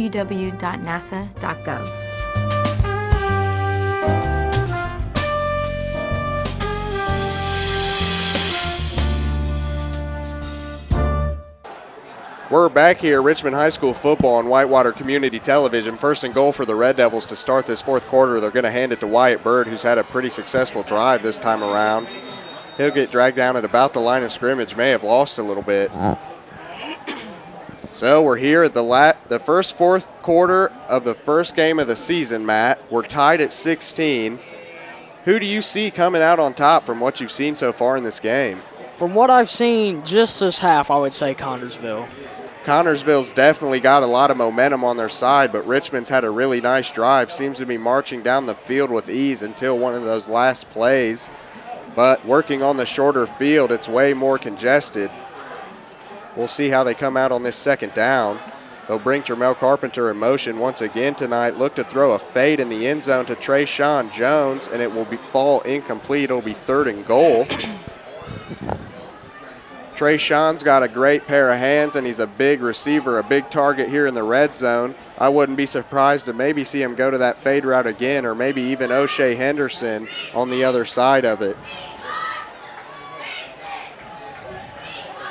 O'Shea Henderson 6'3", and so is Trayshawn Jones. So as you can tell, they've got a lot of size. Connersville lacks size somewhat, so they've got an advantage on the outsides. Brandon will drop back to pass again, and that'll be caught for no gain by Wyatt Bird. It'll be fourth and goal. Richmond will send out their field goal kicking units. We'll see if Stephon Huber can knock another one through and put them up 19-16. You think he'll make it, Matt? I do think he'll make it, but I don't necessarily agree with kicking the field goal, and I'll tell you why. You have 5 yards to go, fourth down. The score's tied.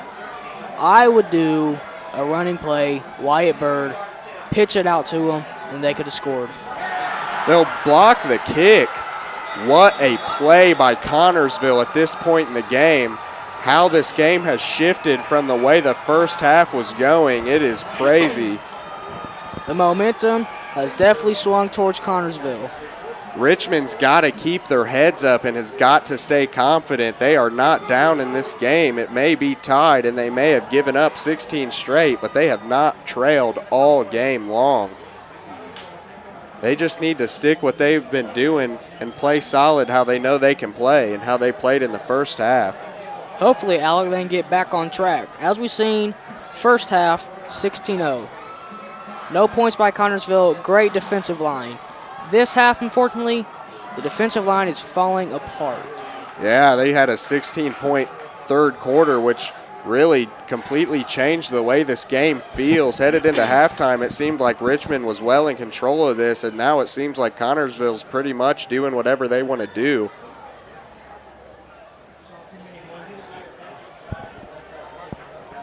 because of the score, I don't know which way this game could go. One big play could completely change how this game turns out.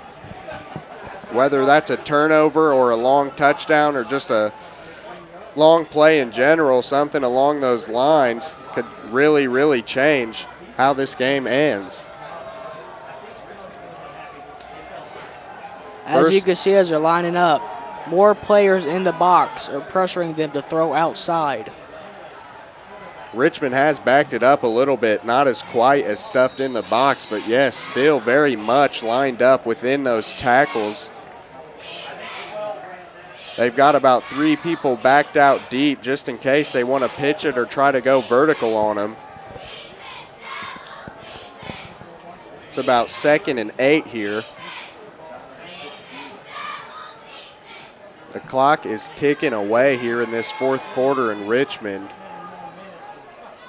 One of the better Connersville-Richmond games we've seen in a long while. Great first week of football here. Adam Kelly will give it on the reverse. He'll fight forward a little bit, but to no avail. Not very many yards there on the carry.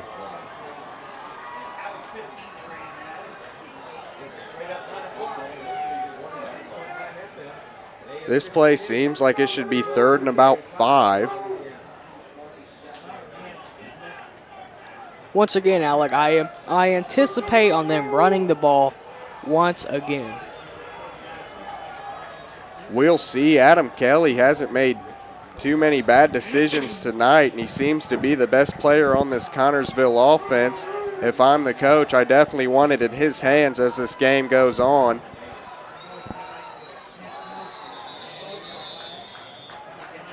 Timeout by Connersville. Still tied at 16, 9 minutes left. We're going to take a little bit of a break here. You're watching RHS football on Whitewater Community Television. The American Red Cross urgently needs blood and platelet donations and asks donors to schedule an appointment to give now. Every 2 seconds, someone in the United States needs blood. Your blood donation is critical and can help save lives. Please, schedule an appointment today. Download the Blood Donor app, visit redcrossblood.org, or call 1-800-RED-CROSS today. You can make a difference. We're back from break. You're watching RHS football on Whitewater Community Television. It'll be 3rd and 5 for the Connersville Spartans as we're tied at 16, 9 minutes left here in the 4th quarter. Connersville's been slowed down by the Richmond defense more than they have in the second half during this drive. We'll see if they can come out and get a first down. Looks like they'll run that pitch once again. That's worked pretty well. He may have gotten away. No, he'll get tagged on the foot, and it'll take him to the ground, but it will be a first down for Connersville. Skylar Hance gaining about 10 to 15 yards on that play. Connersville's got a nice, solid 3-back set going on back there. We've seen Foreman, Hence, and Du Bois all touch the ball tonight. We've seen Foreman get into the end zone on a reception.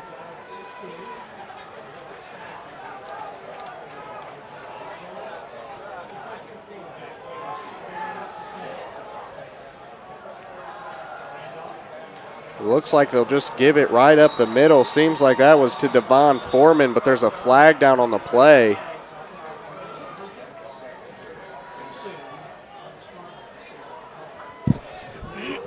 That penalty would be against the offense of Connersville. Hopefully for Richmond, that'll give them some confidence and it'll back Connersville up enough that they can make something nice happen on the defensive end of the ball.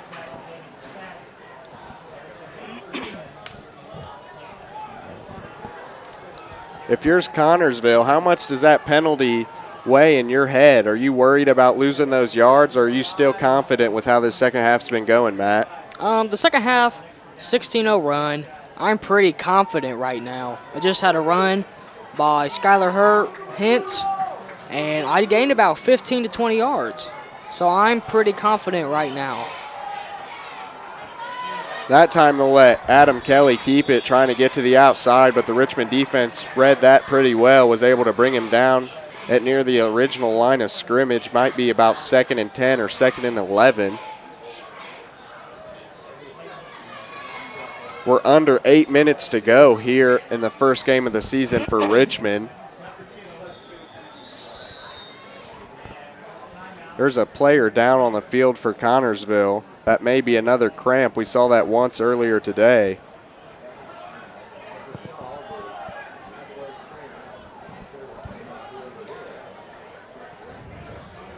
He's going to stand up. That is Adam Kelly, the quarterback for Connersville, who's been trying to do it all tonight and lead Connersville to a 1-0 start to the 2017 season. You see Connersville's team taking a knee. Adam Kelly will go down on a knee. He's holding his head, talking to his trainer. He'll go to the sideline. I'm expecting to see Alec Atkins check back into the game as quarterback, as he will, number 5, walking on right now. Alec Atkins does a real good job when Adam Kelly's off the field. But if you're Connersville right now, you want Adam Kelly there. Yeah, that's true. Adam Kelly is a very, very talented player. He can do a lot for the offense. He can run it and throw it, but we did see the offense move pretty well when Alec Atkins came in to end the first half, and it gave Connersville a spark headed into the second half, clearly. This time they'll run that sweep, and Richmond will be there to eat it better than they've defended any pitch tonight. Seemed like they were ready for that play. He'll be brung down behind the line. That'll be about 3rd and 13.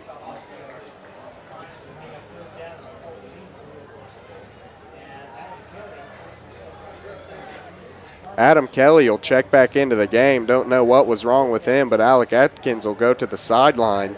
That's a good sight if you're a Connersville fan. Absolutely. Adam Kelly, I plan on him throwing the ball here, as they have 14 yards to go now.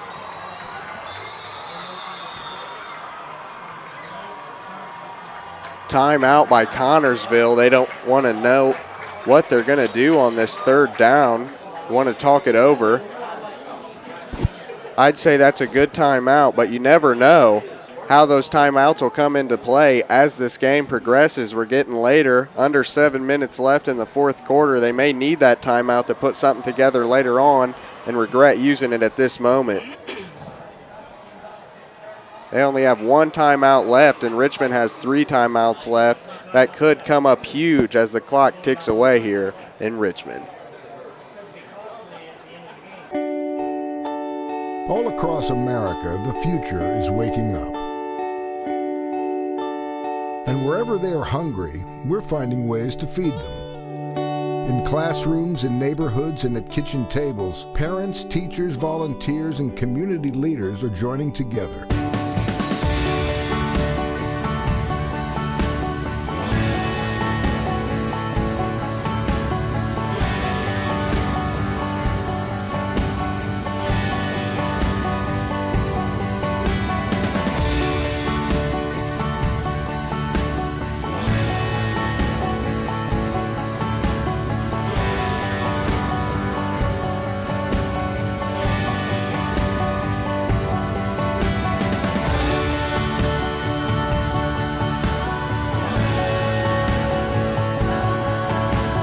Together, we are feeding the future. We're back with RHS football on Whitewater Community Television. It's going to be a 3rd and 14 coming out of this Connersville timeout for the Spartans. Adam Kelly will drop back and he'll throw it to his side, and that play will get eaten up by the Richmond defense. Another great stand by Richmond, and they really needed that. Connersville's offense has looked great in the second half. That'll bring up about a 4th and 14. If you're Connersville here, 4th and 18 actually. If you're Connersville here, Matt, do you want to punt it or do you want to say, hey, let's go for it? In my opinion, I would punt the ball right now. But as you've seen before, punts can be blocked. Earlier tonight, Jarrell Deloney got blocked on a punt. If Richmond does this here, if they block his punt, there's a very high chance they score. Connersville will get that kick away. It'll bounce at about the 40, and they'll have that taken by Trayshawn Jones. Trayshawn Jones, one of the people you do not want running the ball. There's another penalty marker down on the field.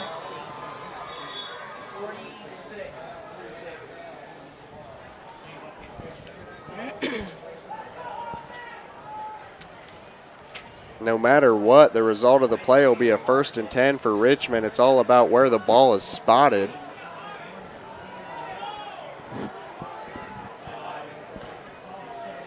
We're now under 6 minutes here in this first game of the season for Richmond.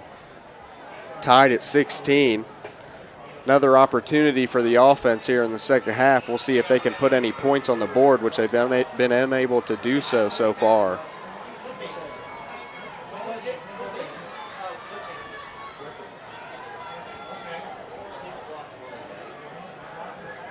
Richmond's pretty much run all of their plays out of the same formation. And it was working in the first half. It may be time to switch it up a little bit.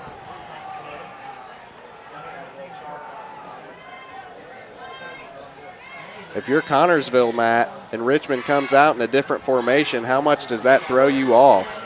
Oh, that definitely throws me off. But one thing I'm noticing right off the bat, on the Richmond side of the field, a couple times there's been two wide open men and no defense play. There's only one player guarding 2 men. I would definitely adjust that. There's a great run by Wyatt Bird. Got about 14 yards on the carry there. We'll see if they want to give it to him again on the ground. This time they'll go 3 receivers at the top of your screen. Jarrell Deloney to the inside, Tremel Carpenter in the middle, and Trayshawn Jones on the outside once again. Oh, Brandon Curtis is having a hard time handling that snap. He's able to recover it, but a huge loss of yardage there for Richmond. What a terrible thing to have happen if you're the Red Devils. A terrible thing for Red Devils, but that is the confidence boost you need if you are Connersville. Oh, 100%, Matt. That will change the game. You know they're on their sideline smiling and getting happy. Those are things that win and lose games. That will be the play of the game if Connersville wins. For sure, that could definitely change the whole landscape of this game. Richmond got a nice run from Wyatt Bird and then just goes and fumbles it away on a silly turnover. 2 and 30. 2nd and 30. They're able to keep the ball, but terrible field position at this point.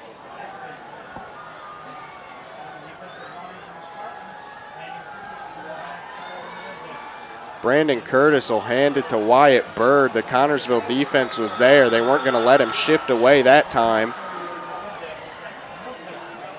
Nearly no gain. Might have gotten a yard. I'm not sure if he even got that there. We're about to go under 5 minutes here in this 4th quarter. It's going to be a 3rd and 30 for the Richmond Red Devils as they're tied 16 with Connersville.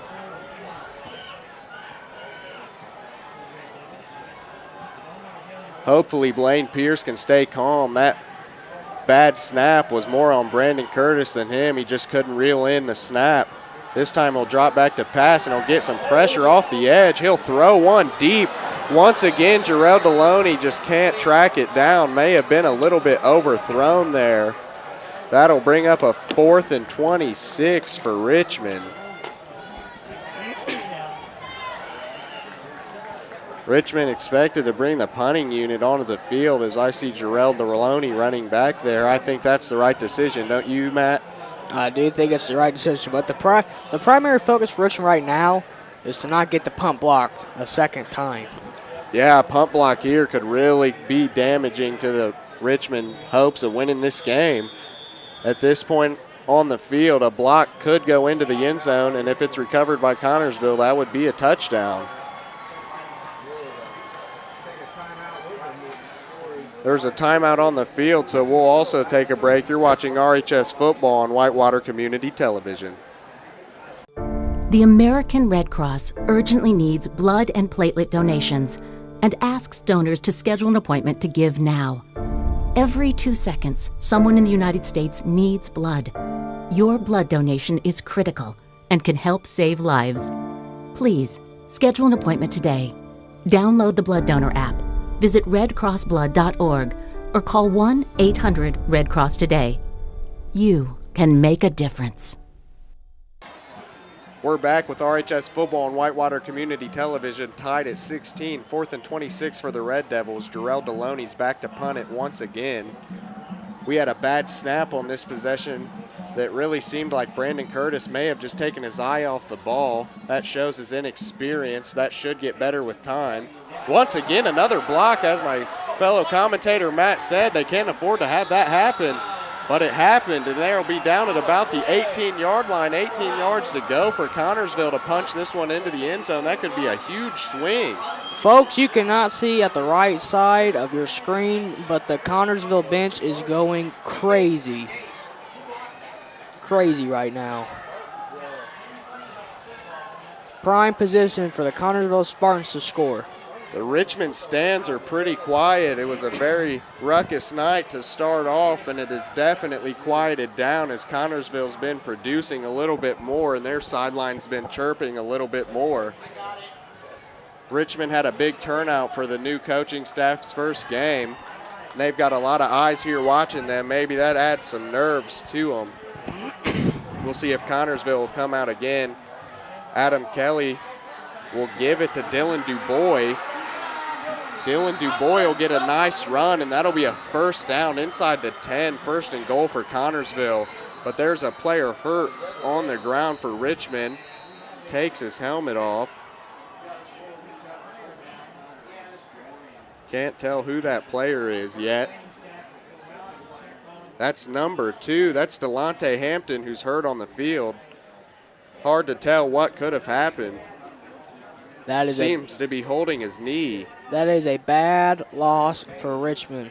Yeah, we've seen Delonte come in and make some good plays tonight. He hasn't been on the field for a few years, as people around here know, but he's played pretty well tonight coming back. It's sad to see him holding his knee. We all know knee injuries are no joke in the game of football.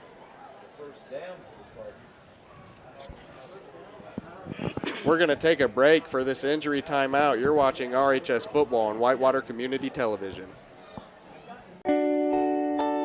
All across America, the future is waking up.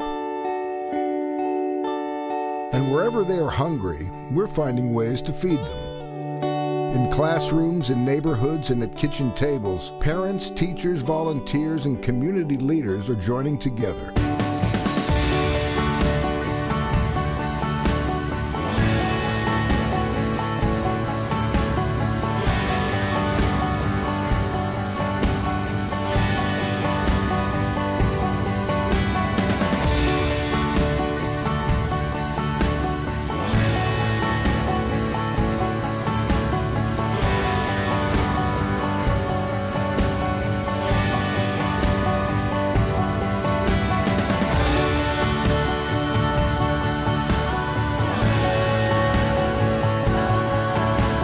Together, we are feeding the future. We're back with Richmond High School football on Whitewater Community Television. Delonte Hampton's been helped off the field now, or is being helped off right now. He doesn't have any weight on that right leg.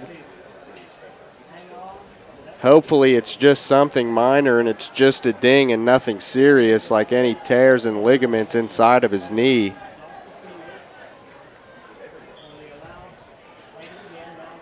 Here we go. This will be a 1st and goal for Connersville here, tied at 16 at Richmond. They'll give it up the middle, and they are pushing forward, may be able to push into the end zone. Richmond will finally drag him down at about the 2-yard line. Looked like it could have been stopped at the line, but they just pushed that pile forward. Great show of strength, don't you think, Matt? Oh, that was a great show of strength. Connersville really is trying to assert themselves here as this game gets towards the end. As it is 2nd and goal, I do expect the quarterback, whether that be Adam Kelly or Alec Atkins, to run right up the middle. We'll see what they do. They seem to be chipping away at the Richmond defense in the second half and trying to wear them down to maybe get some lanes going in the middle of the field. They've had more success than they had in the first half. Adam Kelly, they seem to be rushing to the line. Adam Kelly will keep it himself and try to go up the middle as Matt said they would do. That's not a fumble. The play was blown dead before that, but still eaten up at the line by Richmond. Good play to not give up the touchdown. 3rd and goal.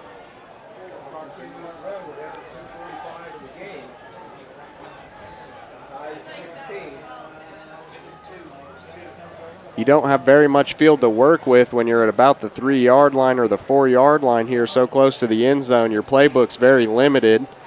We'll see if they want to stay on the ground or maybe go to the air here and catch Richmond a little bit off guard.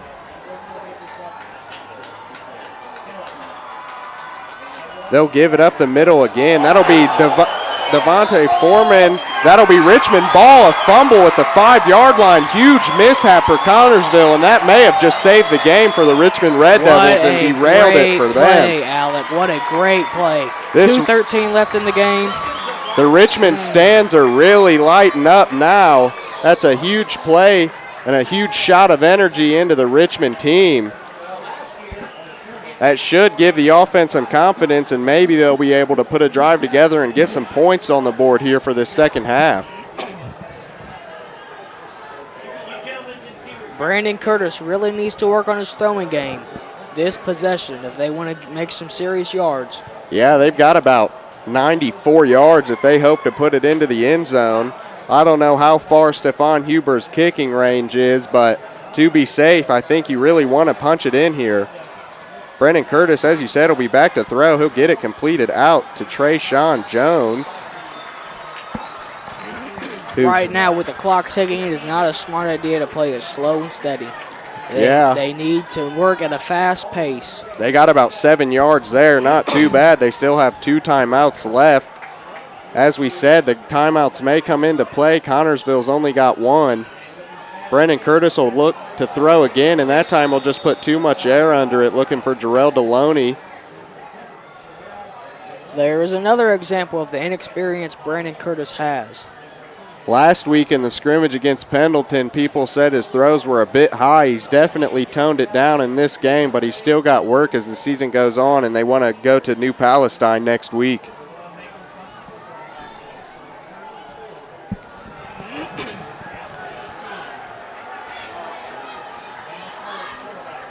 Brandon Curtis will drop back again.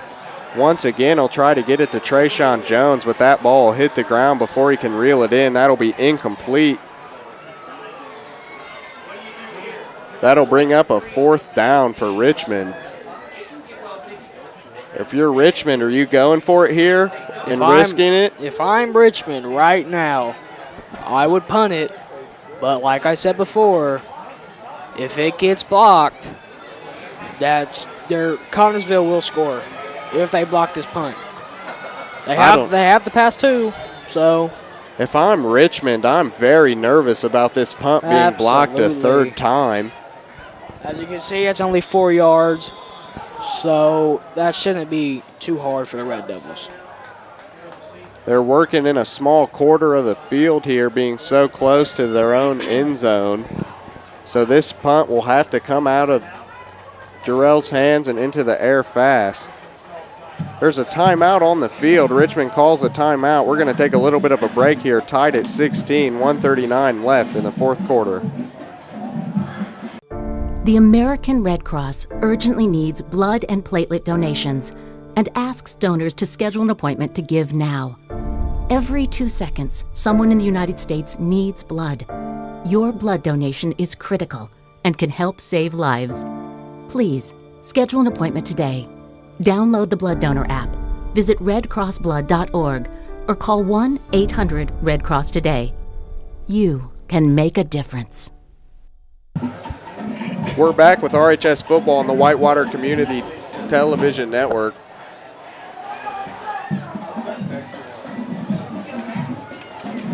Fourth and 3 for Richmond. As you can see, the Red Devils are going for it. Well, they will punt it, and this time it will get off of Jarrell's foot, thankfully. They couldn't afford to have it blocked there, as it would have been almost guaranteed to hop into the end zone. They'll down that ball at about the 42-yard line.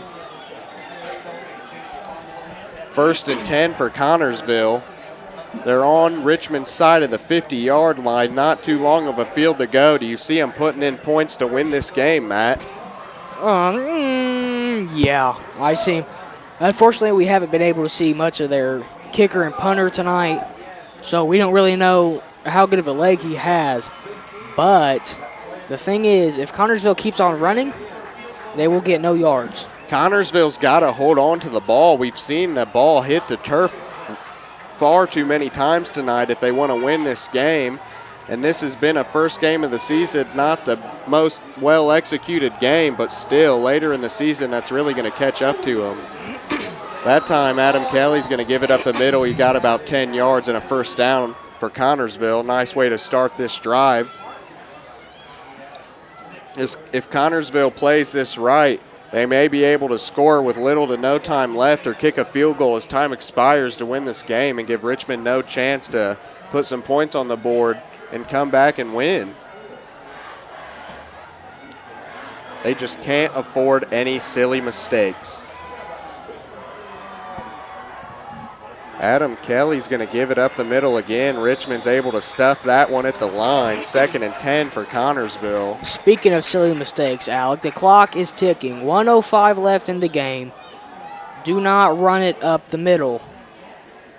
Yeah, 59 seconds left. Do not run it up the middle. I'd say you're right, Matt. That's probably not the best strategy to go with, but maybe they have a good kicker and a nice leg on him that they can kick a deeper field goal here. They tried to go with a little fake and hand it up the middle, but it didn't work. Richmond caught on to it. They actually lost yardage on that play, and the clock is still running. 38 seconds left. So what I would do, Alec. Connersville will use their last time out. Sorry to cut you off there, Matt. Oh, you're all right. I was just going to say, if I was Connersville, I would run. I wouldn't run. I would pass one more, try to get some yards. If I get no yards, I would say bring out the punter or the field goal kicker. He'll be set up for a 35, 40-yard field goal. Yeah, and if you're at least going to run it, don't try to pound it up the middle. The least successful thing they've been doing tonight is running it up the middle on this Richmond offense. They've had somewhat success giving it on the pitch and getting towards the sideline. I think that's definitely the strategy they need to go with if they need to keep it on the ground. You're absolutely right, Alec. I do see them pitching it out either left or right on the field. Adam Kelly has shown that he has a decent arm tonight.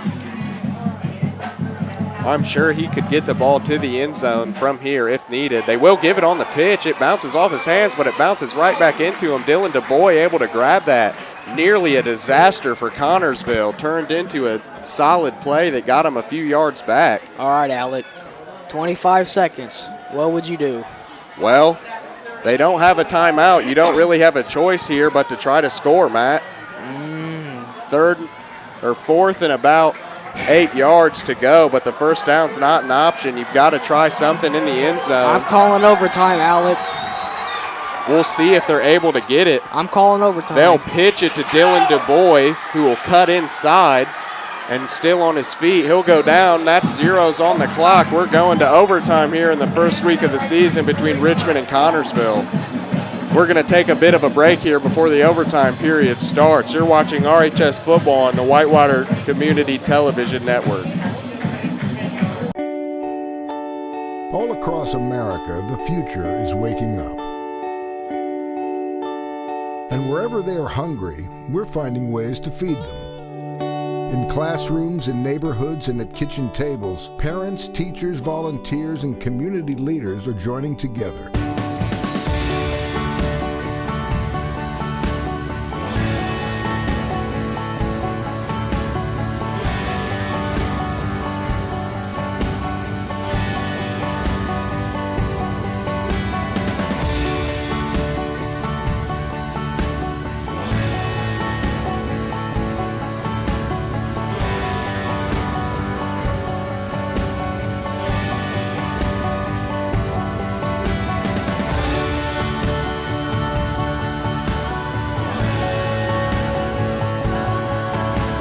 Together, we are feeding the future.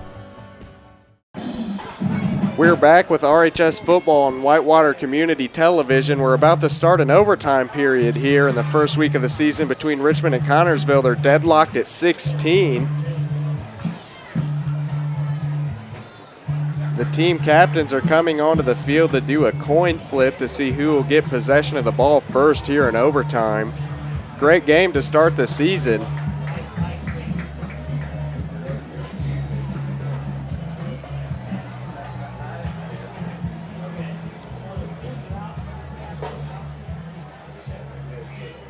Captains for Richmond tonight, as you can see, 75 Colton Davis, 44 Caleb Ellis, 15 Brandon Curtis, and number 11 Ronald Sanders.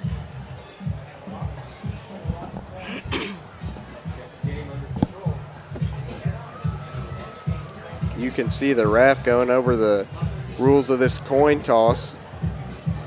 Connersville will call the toss. They're the team on the road.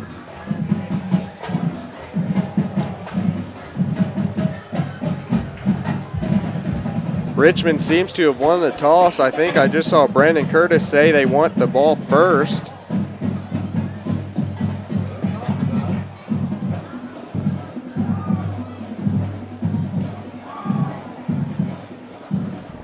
Although Ronald Sanders just said which end zone he wanted to defend. They got the ball, though, as Colton Davis just signaled to his sideline.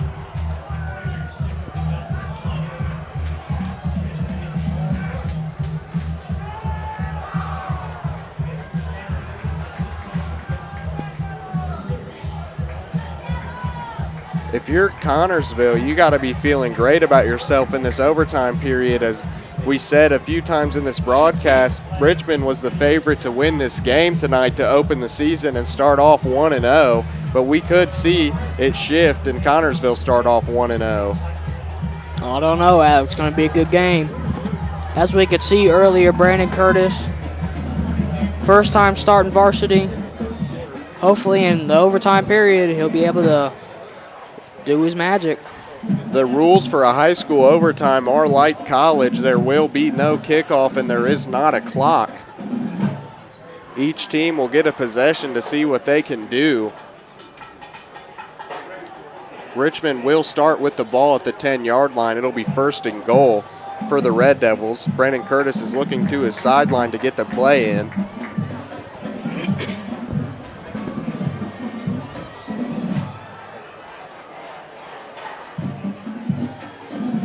Maybe a little bit of confusion here.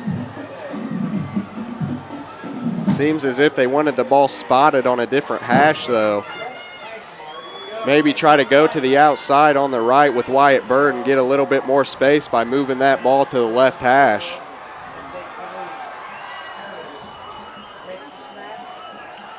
Tramel Carpenter will come in motion. They'll throw it back to Trayshawn Jones, who will drop the pass. May have gotten a bit nervous. Someone was closing in on him as he was trying to bring it in. Colton Davis was out there for the screen trying to throw a block. It just wasn't corralled by Trayshawn Jones.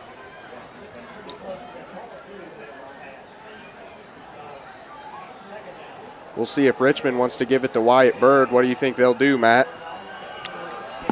Yeah, I think they should give it to Wyatt Bird, as Brandon Curtis is most likely feeling nervous right now. We see him give it to Tramel Carpenter on that motion. He'll get about 2 yards. It'll bring up a 3rd and goal for the Red Devils. They got about 8 yards to go if they hope to punch it into the end zone. You certainly don't want to kick a field goal and give it to Connersville and give them the chance to only score a touchdown to win the game when they only have 10 yards to go. Absolutely not. As we've seen today, Adam Kelly has done a phenomenal job bringing Connersville back down from 16. Yeah, and Adam Kelly really comes into play in the red zone. They don't know whether he's going to throw it, run it outside, or run it up the middle. He's done a lot. He could even pitch it. He really fuels this Connersville team. They're going to bring Tramel Carpenter in motion again, and Brandon Curtis is going to rip one. In between 2 defenders, it is dropped. There's a flag on the play, though. I think that may be pass interference on the Connersville defense. Trayshawn Jones was the intended receiver.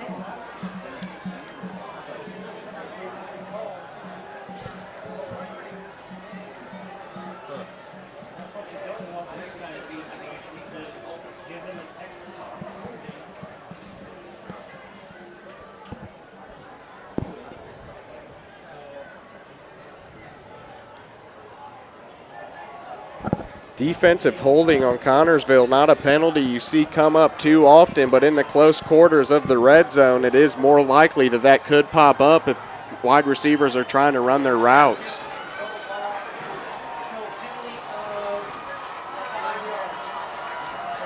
Not as much separation to be gained here in such a tight area of the field. Brandon Curtis is going to give it to Wyatt Bird up the middle, and Connersville's defense will close in.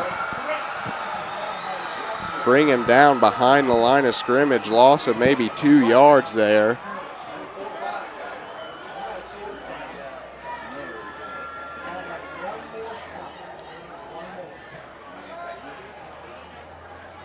If I'm Richmond, I may be trying to get to the outside. They haven't tried that yet. If I'm Connersville, I'm feeling the happiest I've felt all day long. It's 4th down here for Richmond. We'll see if they can score a touchdown. They're going to call a timeout, it seems like. Their only timeout. Well, Matt, it's 4th and 6. You've gotten 1 field goal to go, and you've gotten 1 field goal block tonight. Are you going to go for it, or are you sending Huber out there to kick it? I'm sending Huber out there to kick it, and I'll tell you why. 4th and 6, if you don't get it, you have 0 points. Connersville, all they have to do is kick a field goal, and they win the game. Richmond, on the other hand, if Stephon Huber kicks it and make it, he might not make it. He's had trouble tonight. If he does not make it, well, if he does make it, that's a 3-point lead for the Red Devils. If they get a stop on Connersville, they win the game. So it can really go either way. Yeah, we haven't seen Connersville kick a field goal at all tonight. They've gone for 2 on the 2 touchdowns they have scored. Stephon Huber, as you said, has had some problems. He missed an extra point but made a field goal. The snap is low, but Brandon Curtis hauls that one in. He holds it in his hand after the pump fake. He's got to make a throw across his body that'll fall incomplete in the end zone, but there's a flag on the play once again. This could be huge depending on who the penalty's on. Give Richmond another chance.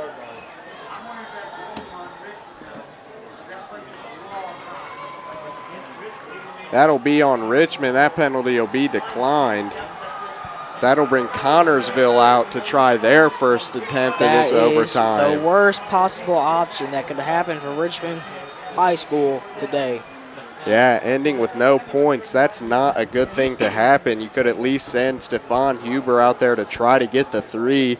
They decided not to do that, and it ultimately might bite them tonight and send them back to the locker room 0-1. But hopefully for the Red Devils, even if they lose, that might be a lesson. Yeah, a lesson for the new coaching staff, a lesson for the players that played during the game, stuff to build on heading into a tough opponent in New Palestine. But we can't count Richmond out yet. We've seen a lot of crazy things happen tonight, a lot of fumbles by the Connersville team. We'll see what happens. Adam Kelly's going to give it up oh no, he pitched it to Dylan DuBois. Connersville wins the game on a walk-off touchdown. What a great play by Connersville. They win 22-16. Richmond will start the season 0-1. Oh, there's a flag on the play that may be for excessive celebration. But this game is over here tonight. Richmond will lose 22-16 and start the season 0-1, headed into New Palestine next week. I'm Alec Thornburg with my commentator, Matt Moore. We had a great time bringing you the game tonight on bringing you RHS football on the Whitewater Community Television. Hopefully we'll see you again. Everyone have a great night.